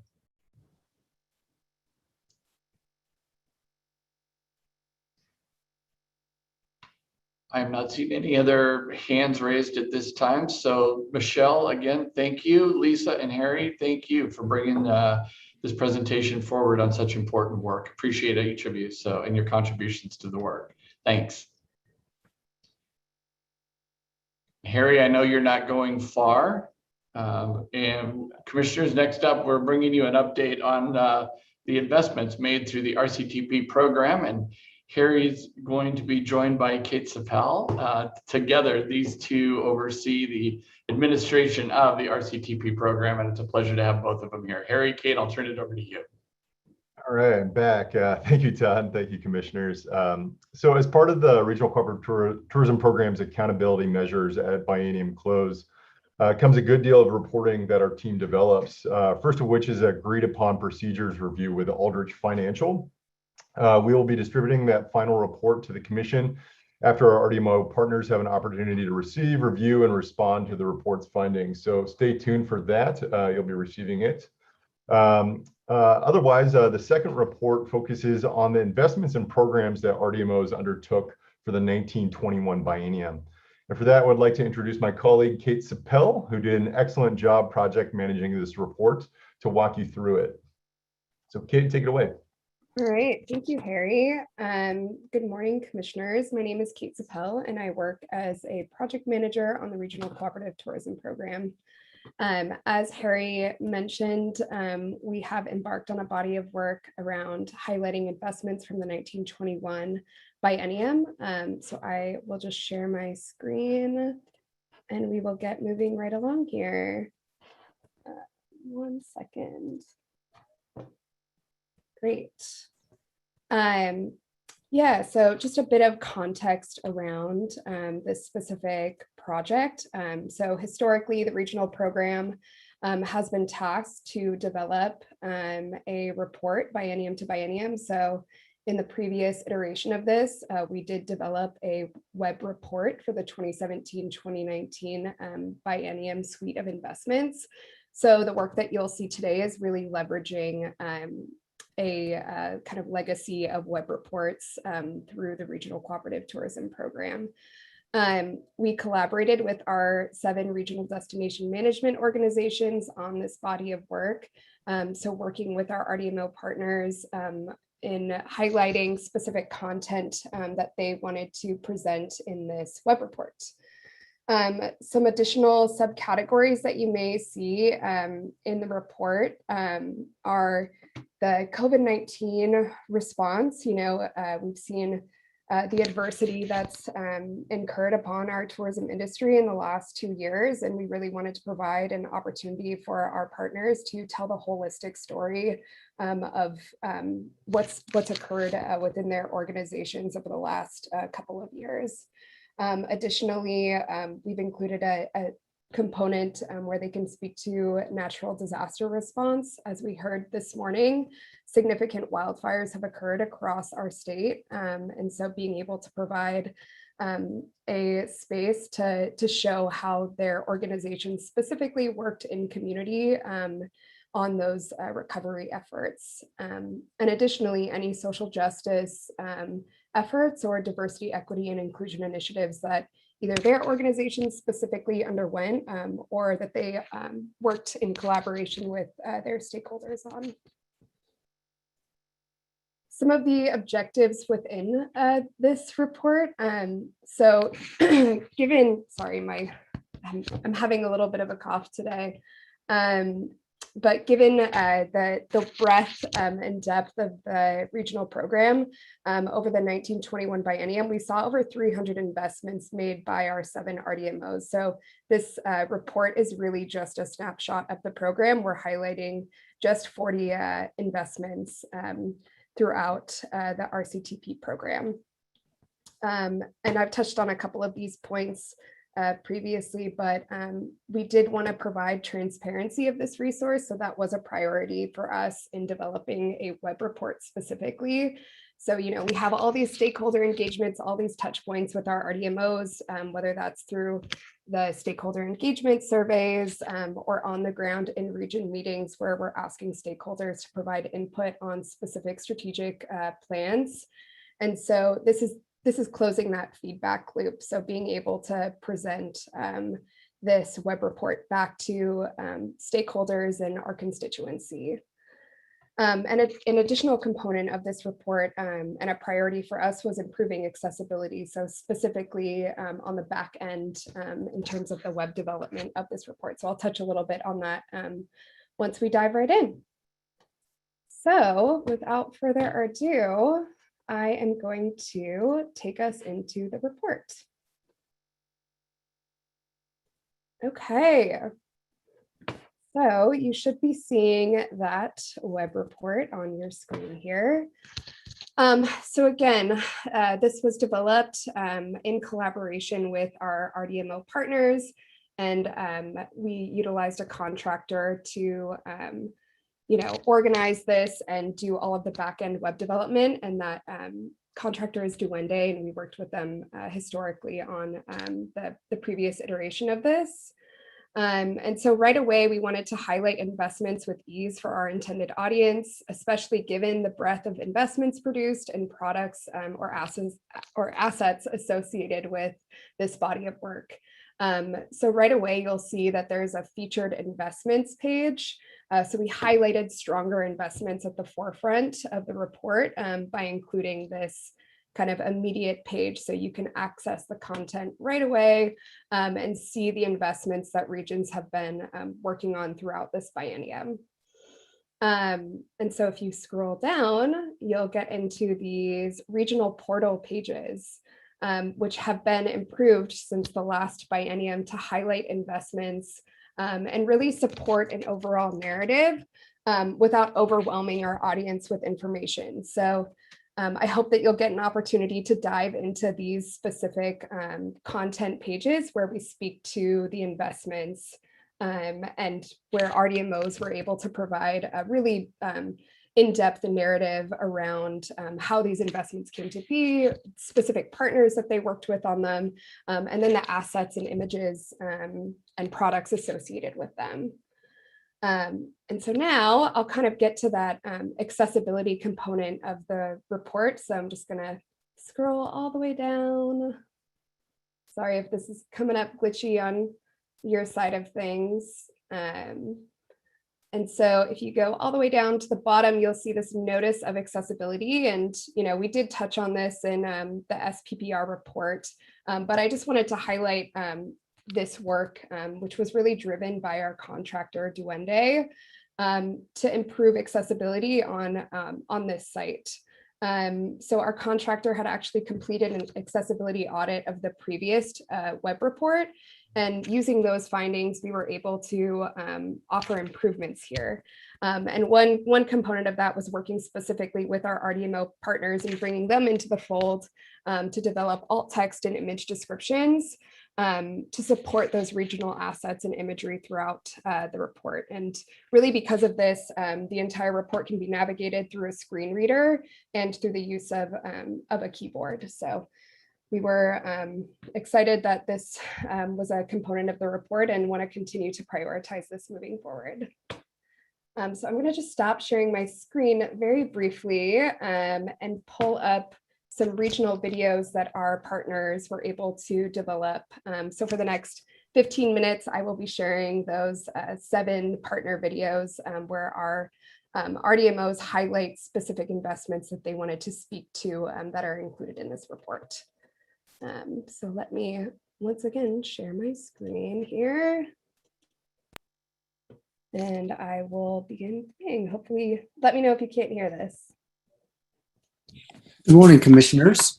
I would like to share with you this morning the goals and outcomes of TSO's investment in dark sky tourism in Lake County. Those goals were 1, to bring together a diverse group of community stakeholders to gain a shared understanding of night sky tourism.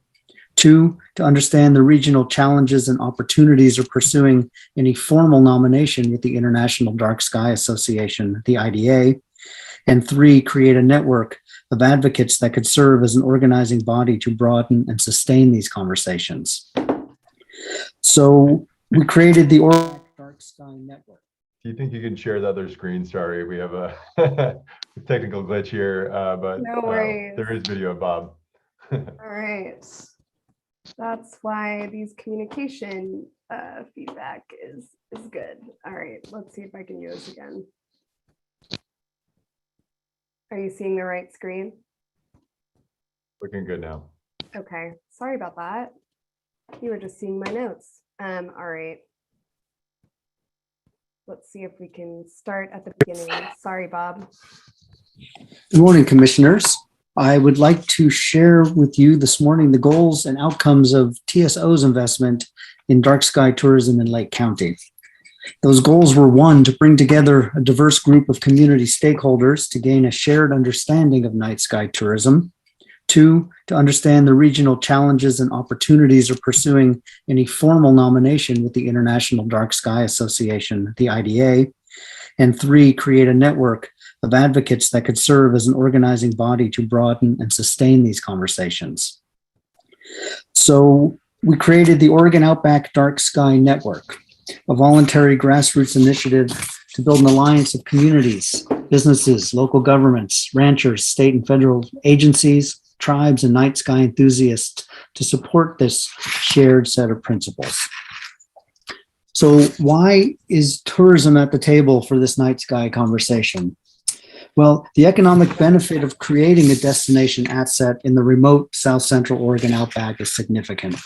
And by its very nature, night sky tourism involves overnight stays. Studies from the Colorado Plateau suggest a 300% increase in visitor spending from night sky tourists over those not doing such activities. Economic impact is not tied to seasonality. It's available all year round, including the winter. And as tourism agencies, we have the responsibility to maintain good community engagement and to create messaging and publicity that is appropriate, and to develop destination assets that benefit communities rather than burden them with excess traffic or unwanted behaviors. This foundational investment in the 1921 biennium has allowed us to engage further with an experienced contractor this biennium to prepare and submit an application for a dark sky place with the IDA. And if we could do good work, next year at this time, we could be celebrating the newest and largest addition to America's dark sky places, the Oregon Outback Dark Sky Sanctuary.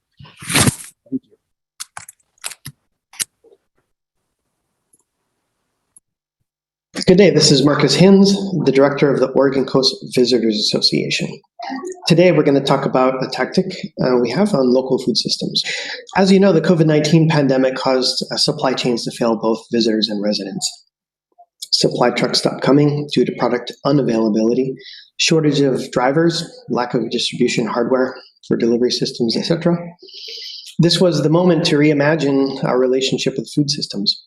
Similar to how we build trails to attract outdoor recreationalists, we should also fund infrastructure to support our seafood heritage industry, culinary tourism, and agritourism products.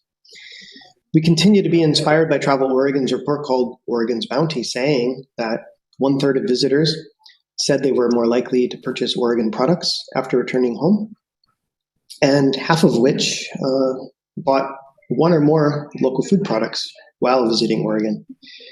The 2019 Dean Runyon numbers confirm this, as food and food services equated to $793 million for coastal communities in 1 year.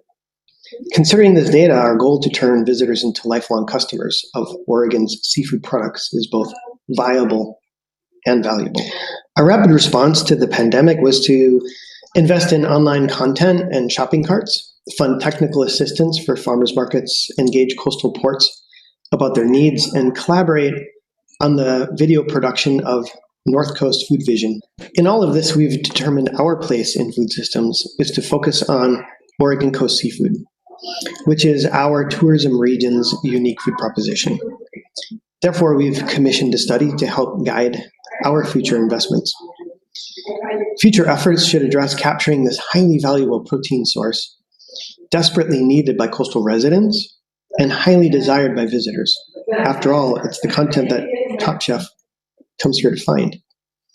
By shoring up our long-term relationships with food systems partners, we're going to prevent economic leakage, increase economic multipliers, and invest in food systems infrastructure to honor OCVA's mission to create a coastal utopia for all, and thereby honoring Travel Oregon's vision of a better life for all Oregonians.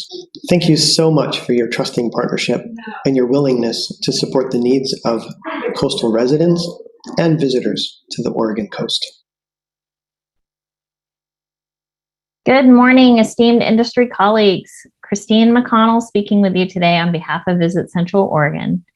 We appreciate this opportunity from the Oregon Tourism Commission and Travel Oregon to highlight this visually vibrant regional collaboration supported by Central Oregon's Regional Cooperative Tourism Program, Greetings From, on the Central Oregon Mural Trail. Designed to promote the arts in Oregon's high desert, we installed 3 stunning murals located in Warm Springs and Madras in 2019 and 2020, collaborating with Forest for the Trees, Madras Chamber, Warm Springs Community Action Team, and Tananawit, a community of Warm Springs artists.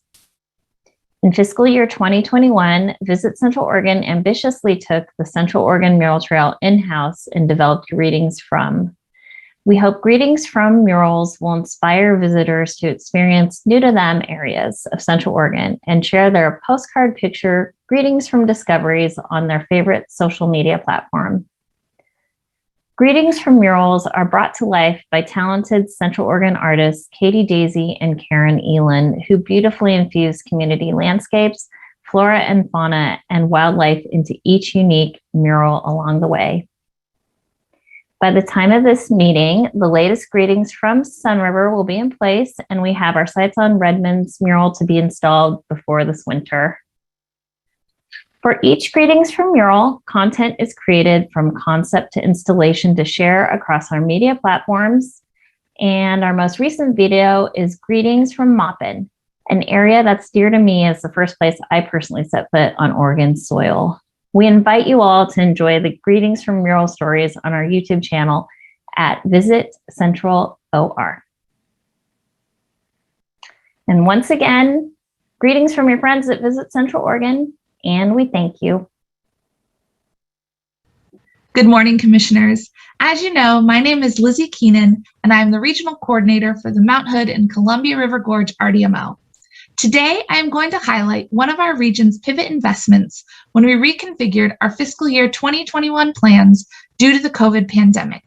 As you may recall, we decided to invest in a grant contractor to support our tourism partners with help identifying grants applicable to their work and projects, work with those partners to help them plan for and write grant applications, and finally, help them review their grant applications before pressing submit. This strategic investment in a contractor meant we could multiply the value of our investment by turning it into larger funding streams throughout the region. The amazing Lori Kugler was hired in March of 2021 and immediately went into action. From the end of March until the end of June 2021, so just over 3 months, Lori engaged in one-on-one consultations with 13 of our partners to discuss grant options with them, worked directly with 9 of them on their grant applications that amounted to over $190,000 in grant requests. So far, 3 of those partners have been awarded funding. We're still waiting to hear back from a few. So just in over 3 months, our $3,140 investment in a grant writer resulted in $71,256 grant dollars going directly into our tourism partners' hands. We've received tremendous positive feedback from our partners about this new resource available to them. And because of our success, we're going to continue to offer that grant support in the 21-23 biennium. I'll leave you with one quote from a local Hood River tour operator who worked with Lori last fiscal year on her grant application, which was awarded. Lori was absolutely amazing and instrumental in my ability to successfully complete the grant application. I honestly don't know if I could have done it without her. Good morning. I'm excited to share with you a regional investment highlight from the fiscal year 1921 biennium, our regional grants program. Launched in October 2019, our grants program supports projects that drive overnight visitation, develop products and experiences in the areas of outdoor recreation, agritourism, and cultural heritage. In its first year, we received 43 applications totaling over $322,000 in requests. Over $81,000 was awarded to 20 projects. Impacts of COVID resulted in 17 projects funded, with returned funds rolled over into this year's grant program. Despite the disruption caused by COVID, many projects were able to proceed as intended or with modified scopes. We implemented a grant modification request form to allow grant recipients to pivot their grant to be more responsive to the current climate. Pictured here is recipient Grand Hot Springs and the Lodge at Hot Lake, which used their funds to fabricate and install 3 soaking tubs. I encourage you to check them out the next time you're in Eastern Oregon and go for a soak. One grantee to pivot was Go Wild American Adventures. After seeing a dramatic drop-off in bookings for the summer, the recipient used some grant funds to cover startup costs associated with the live streaming system to launch a new program called Traveler. The intent of Traveler was to promote and support local art and cultural centers, providing a valuable service to the community and driving tourism digitally to Eastern Oregon. Through Traveler, funds were raised for 3 Eastern Oregon art centers and had over 340 live watchers throughout the sessions. I encourage you to check out the archived content on traveler.com. With our grants program, we set out to grow new and developing destination assets. Despite the unforeseen challenges and impacts from COVID, our first grants program cycle was a great success and allowed us to engage with new partners. I'm excited to say that we will be continuing our grants program again this year. In preparation for this year's cycle, we hosted a 2-day grant writing workshop just last week, and our pre-application officially opened on Friday. Applications will be accepted through December 3rd, and I'll look forward to updating you on its progress again soon. Thank you so much for your time.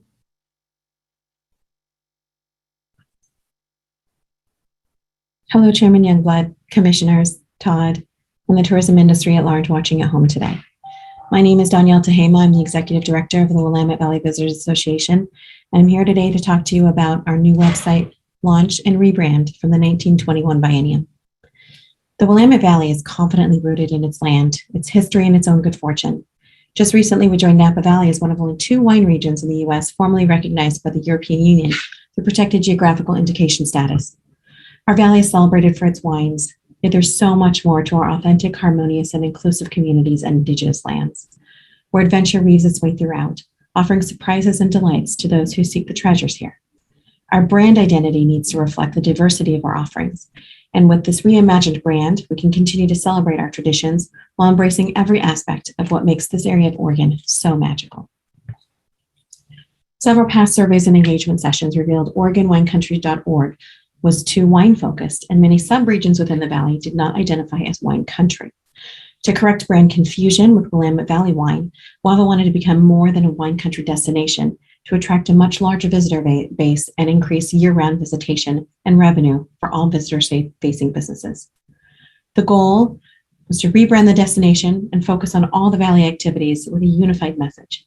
With one website and one brand, WAVA can increase digital spend into new territories and tactics, expanding the target markets and owning both drive and fly markets. Beginning in November of 2020, we began stakeholder interviews and finalized a brand and logo early 2021. From this slide here, you can see that we took components of our actual landscape and environments to create a color palette for WAVA's new brand. And this is where we ended up. As a region, we have an organic look and feel, something that can pair nicely with all of our partners, our stakeholders, our DMOs, and with Travel Oregon. We have Easter eggs hidden throughout as well. You see a callback to hazelnuts, the Oregon hazelnut, in the eye of Willamette, a call out to our agriculture partners and communities, including wine, in the leaf that connects the L's in Willamette, and of course a callback to the rivers and our sources of water in the valley, in the water component of the Y. We feel very strongly that this is a very positive move for us to be able to support our communities throughout. And we hope you'll join us in continuing to celebrate everything the Valley has to offer now and in the future. Thank you.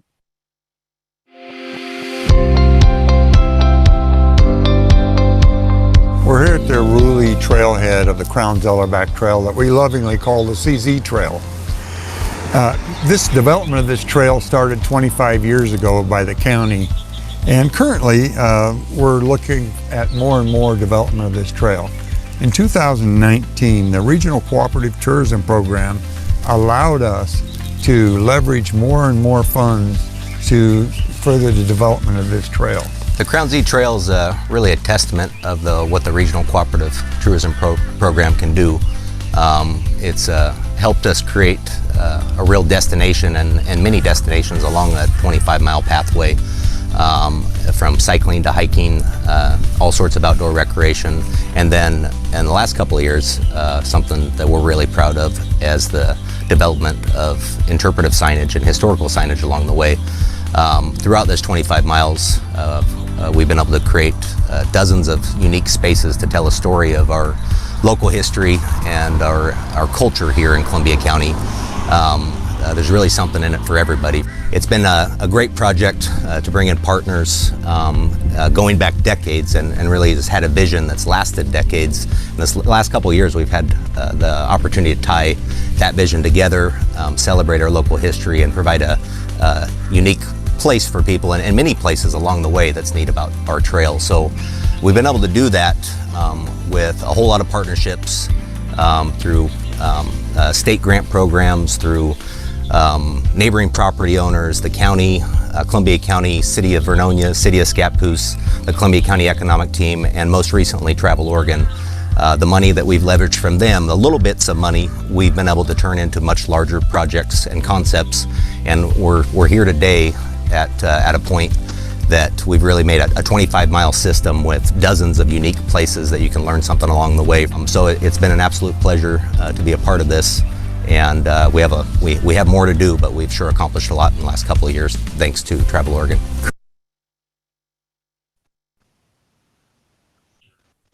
Hello, Commissioners. I'm Dave Perillo, President of the Washington County Visitors Association, along with Chris Lazukian, Executive Director of the Patricia Reeser Center for the Arts. It is our pleasure to introduce an update on the $130,000 regional investment made to facilitate the 29th construction of the Reeser Center. Regional cooperative tourism funds were used for capital expenditures with a total project budget of $51 million. For years, Beaverton residents and business leaders alike have expressed the need for a new professional arts and entertainment venue for performances, meetings, festivals, and events to serve the region. Hi, everyone. The Reeser's plan to fill this much-needed gap as part of the City of Beaverton's urbanizing downtown. Located adjacent to light rail in the emerging arts and innovation district, the center will be the crown jewel of downtown Beaverton, where for the last several years, Beaverton has invested significantly in its core area, spurring new hotel development, apartment homes, restaurants, and other amenities.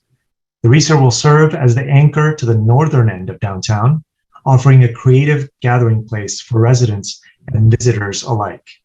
The center will be the first performing arts center of its kind to be built in the Portland metro area from the ground up in more than 30 years.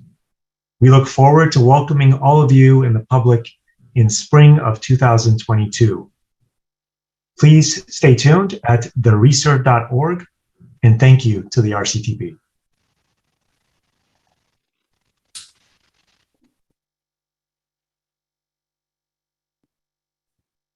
Okay, thank you so much to our regional partners for providing all of those videos. I hope that they were coming in clear for you all. And now I think we'll open it up to some questions if you have them. Wonderful. Thank you, Kate. Thank you, Harry. And, also thank you to, like you said, to our RDMO partners for not only providing us the videos, but for the great work they're doing on the ground that are resulting in this content that we're able to share with you as commissioners on via video today. So commissioners, did you have any questions for Harry or Kate at this time?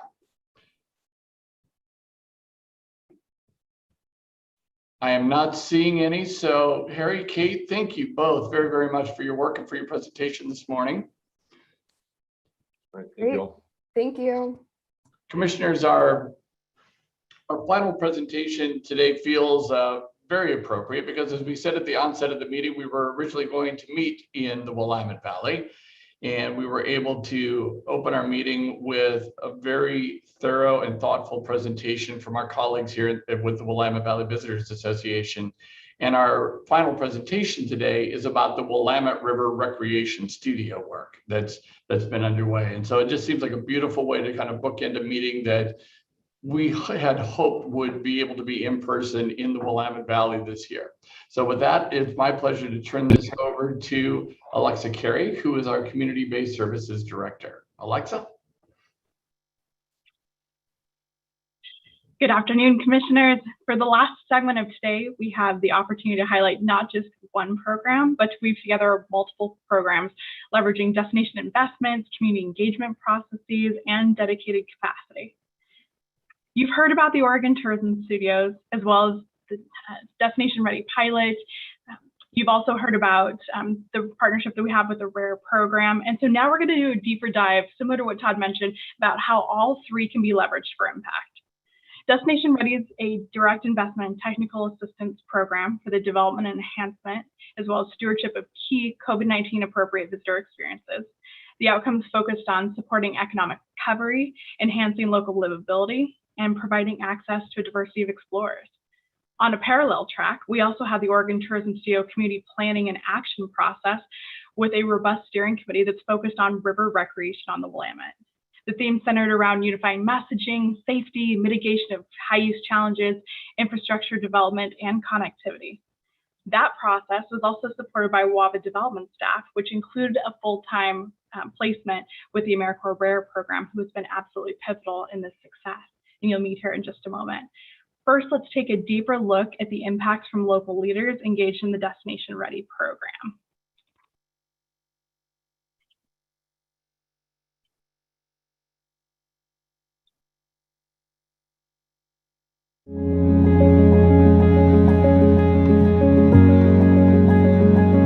tourism and visitation itself takes leadership. Destination Ready is really a program that allowed us to take leadership in tourism and visitation industry of helping underserved communities or those who have gaps in visitation in the Valley, especially in 2020, beyond COVID impacting and decreasing hotel stays. We saw overuse in our outdoor spaces, and on top of that, the fires of 2020 really damaged two major communities in particular, and they have different needs that we're trying to identify and help support to bring the visitation industry back while trying to balance that basic human need of getting just the residents back into those communities. Having this opportunity to work with Travel Oregon and a Destination Ready program to find a project like the one we put together in the Mckenzie River was an incredible opportunity for us. We saw a need in these destinations that were really dramatically affected by wildfires and also being affected by the pandemic. We decided to create new product that brought visitors out to these areas and allowed them the opportunity to engage with stewardship and actively volunteering, as well as recreating. We look at our communities with equity and try and meet them where they're at and find these projects of which we can help lead, finance, or support in a way that helps bring them back up to where the rest of our community is. This application process allowed communities to say, here's our major problem, here's how we can address it, here's how you can help support us, and allowed Travel Oregon to reinvest in a community-driven way first. The shutdown due to COVID has really hurt our small businesses, and it is really hard on the community when we lose a cornerstone business or a business that just started up. And I think it's wonderful that we're able to respond in certain ways to COVID. It's important that we invest in our downtown because people come here to say, do I want to live here? Do I want to bring my business here? And they come to our downtown core and see that there are attractions here. I just think Albany has become closer and better together. And I think we'll see more and more of that as we start to recover from this pandemic. The Destination Ready program was an incredible benefit to us. It was pretty essential for my business and for the overall destination here in Oregon to have a speedy recovery. By collaborating and talking to each other and figuring out how we can work together as a single unit, as a destination at large, we can really be impactful in helping everybody come back.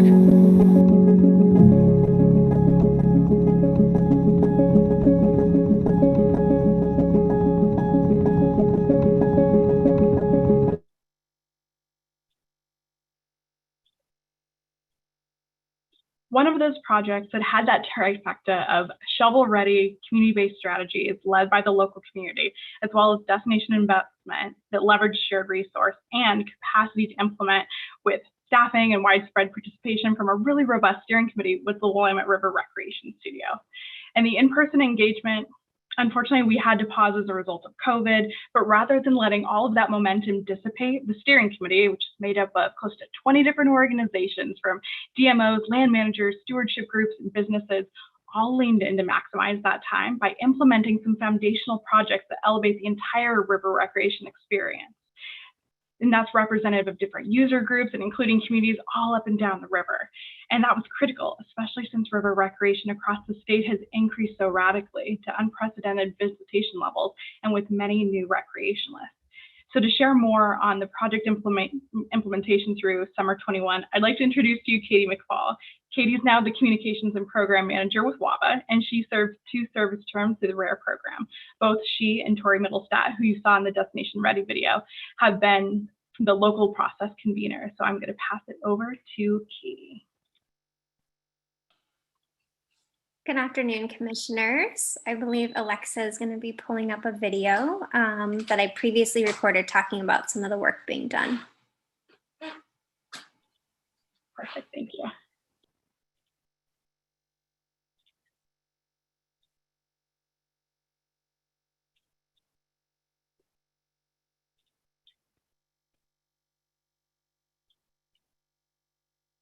Thank you, Alexa, for the introduction. And again, my name is Katie McFall, and I'm the Communication and Programs Manager at WAVA.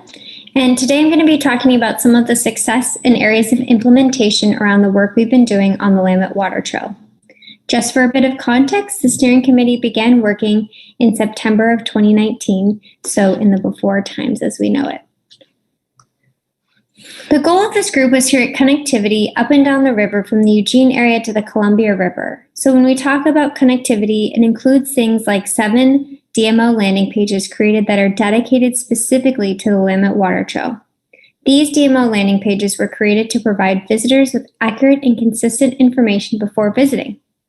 The DMO landing pages provided safety information as well as where to stop and have a bite to eat after paddling the river. In creating these landing pages, we received guidance from the Oregon State Marine Board and river experts to correctly and accurately convey the necessary information we needed to provide to each of our DMOs. Our goal is to break down barriers to get more entry-level paddlers on the Willamette River and provide them with the resources to be able to do so. With the increased usage of our outdoor spaces and increased number of fatalities on the Willamette River, especially the Willamette River, in the summer of 2020, the steering committee swiftly made safety and safe boating messaging a key priority. WAVA and members of our steering committee created a river recreation toolkit. This toolkit was shared with local and statewide partners. The toolkit included the following items: a life jacket safety commitment letter that asks organizations to properly represent safe boating in their images. Whether it be brochures or social media posts, people on the river should be wearing life jackets. 43 organizations around the state made this commitment. Along with that, we created social media Take Care Out There tiles, as you see to our right. And what we did is we integrated the Take Care Out There messaging to add water recreation. We also created a flyer that talked about the waterway access permit, and it was in both English and Spanish and distributed across boat ramps up and down the river. And lastly, we created a water trail FAQ sheet for frontline staff and allowing people to be able to talk about the Willamette Water Trail.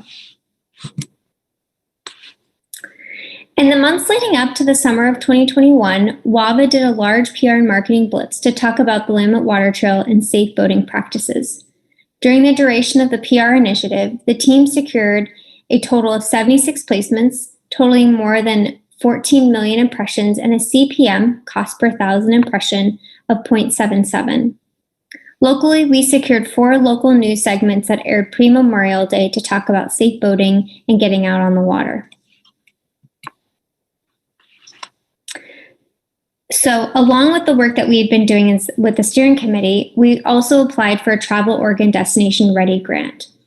And we were awarded a $50,000 grant, which had a huge impact on the work that we were doing.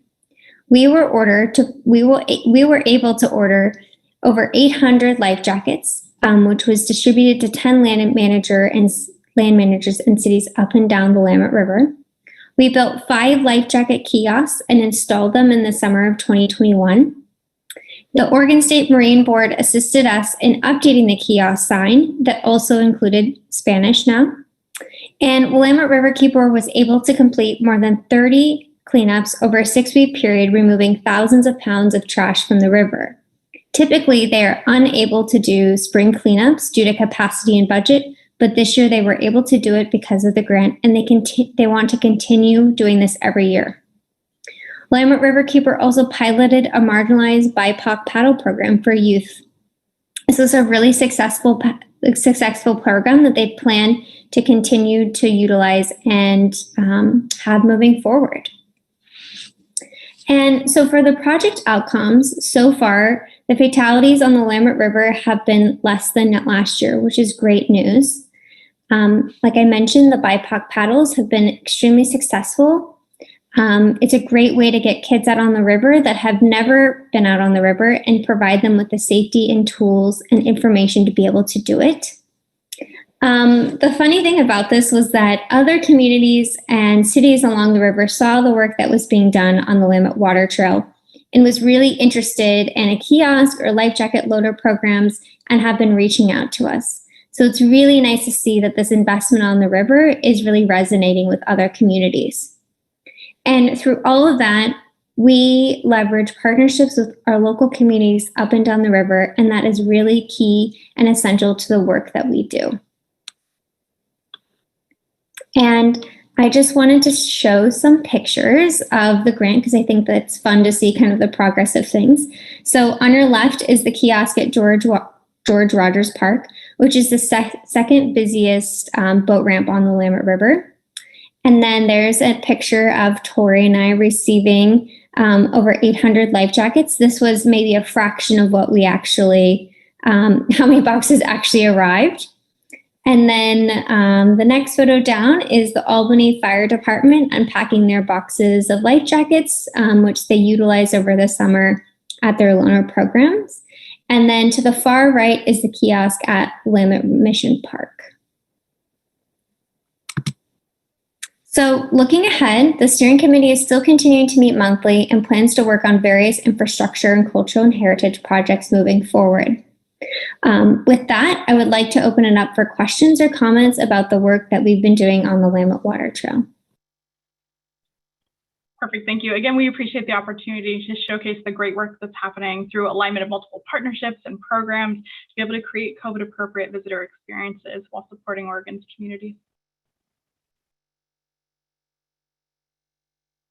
Alexa, Katie, thank you very much. Great presentation. Commissioners, are there any questions or comments at this time for either Alexa or for Katie?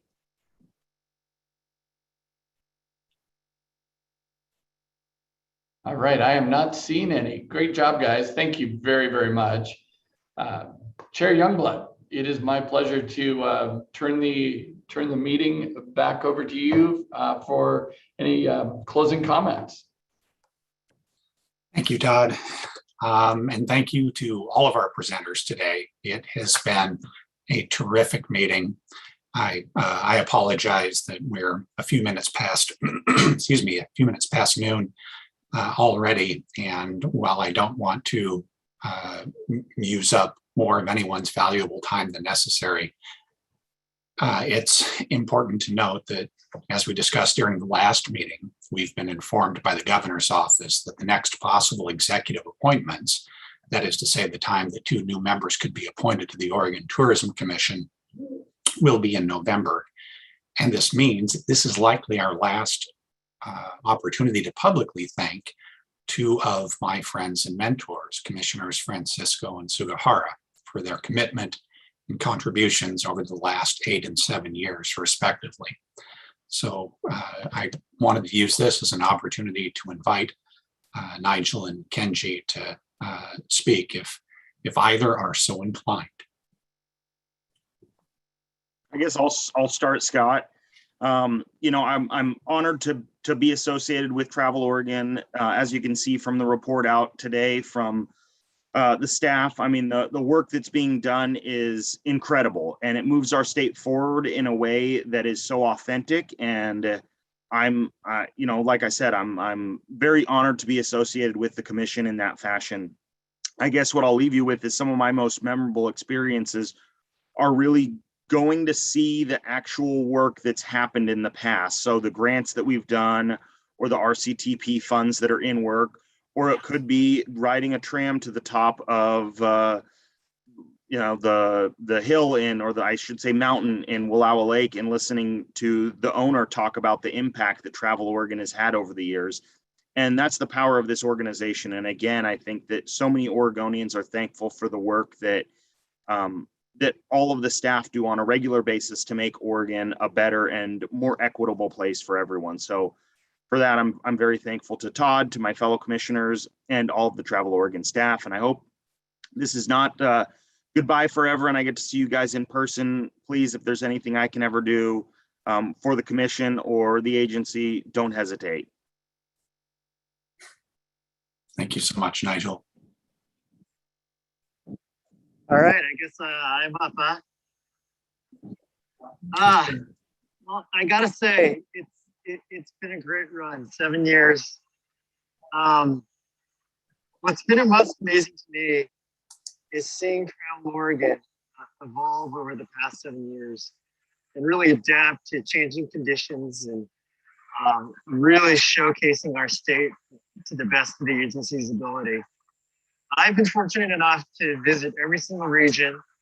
I've been up and down the coast, Willamette Valley, Southern Oregon, Southeast Oregon, even out to Alvord Desert, to Northeast Oregon, to Central Oregon. And I am so proud to be part of an organization that showcases such an amazing state.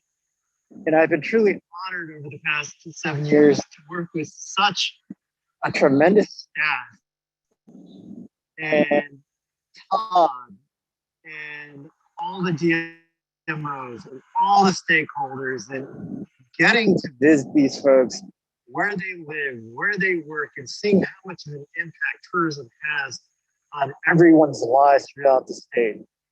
When I first came in, I was like, tourism is important, but when I've been embedded in seeing the impact, I've seen tourism as vital to the Oregon economy.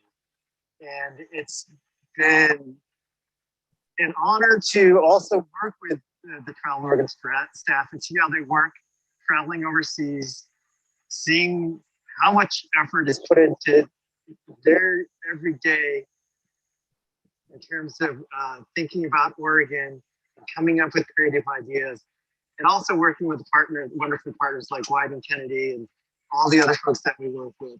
So in essence, what I'm going to miss most about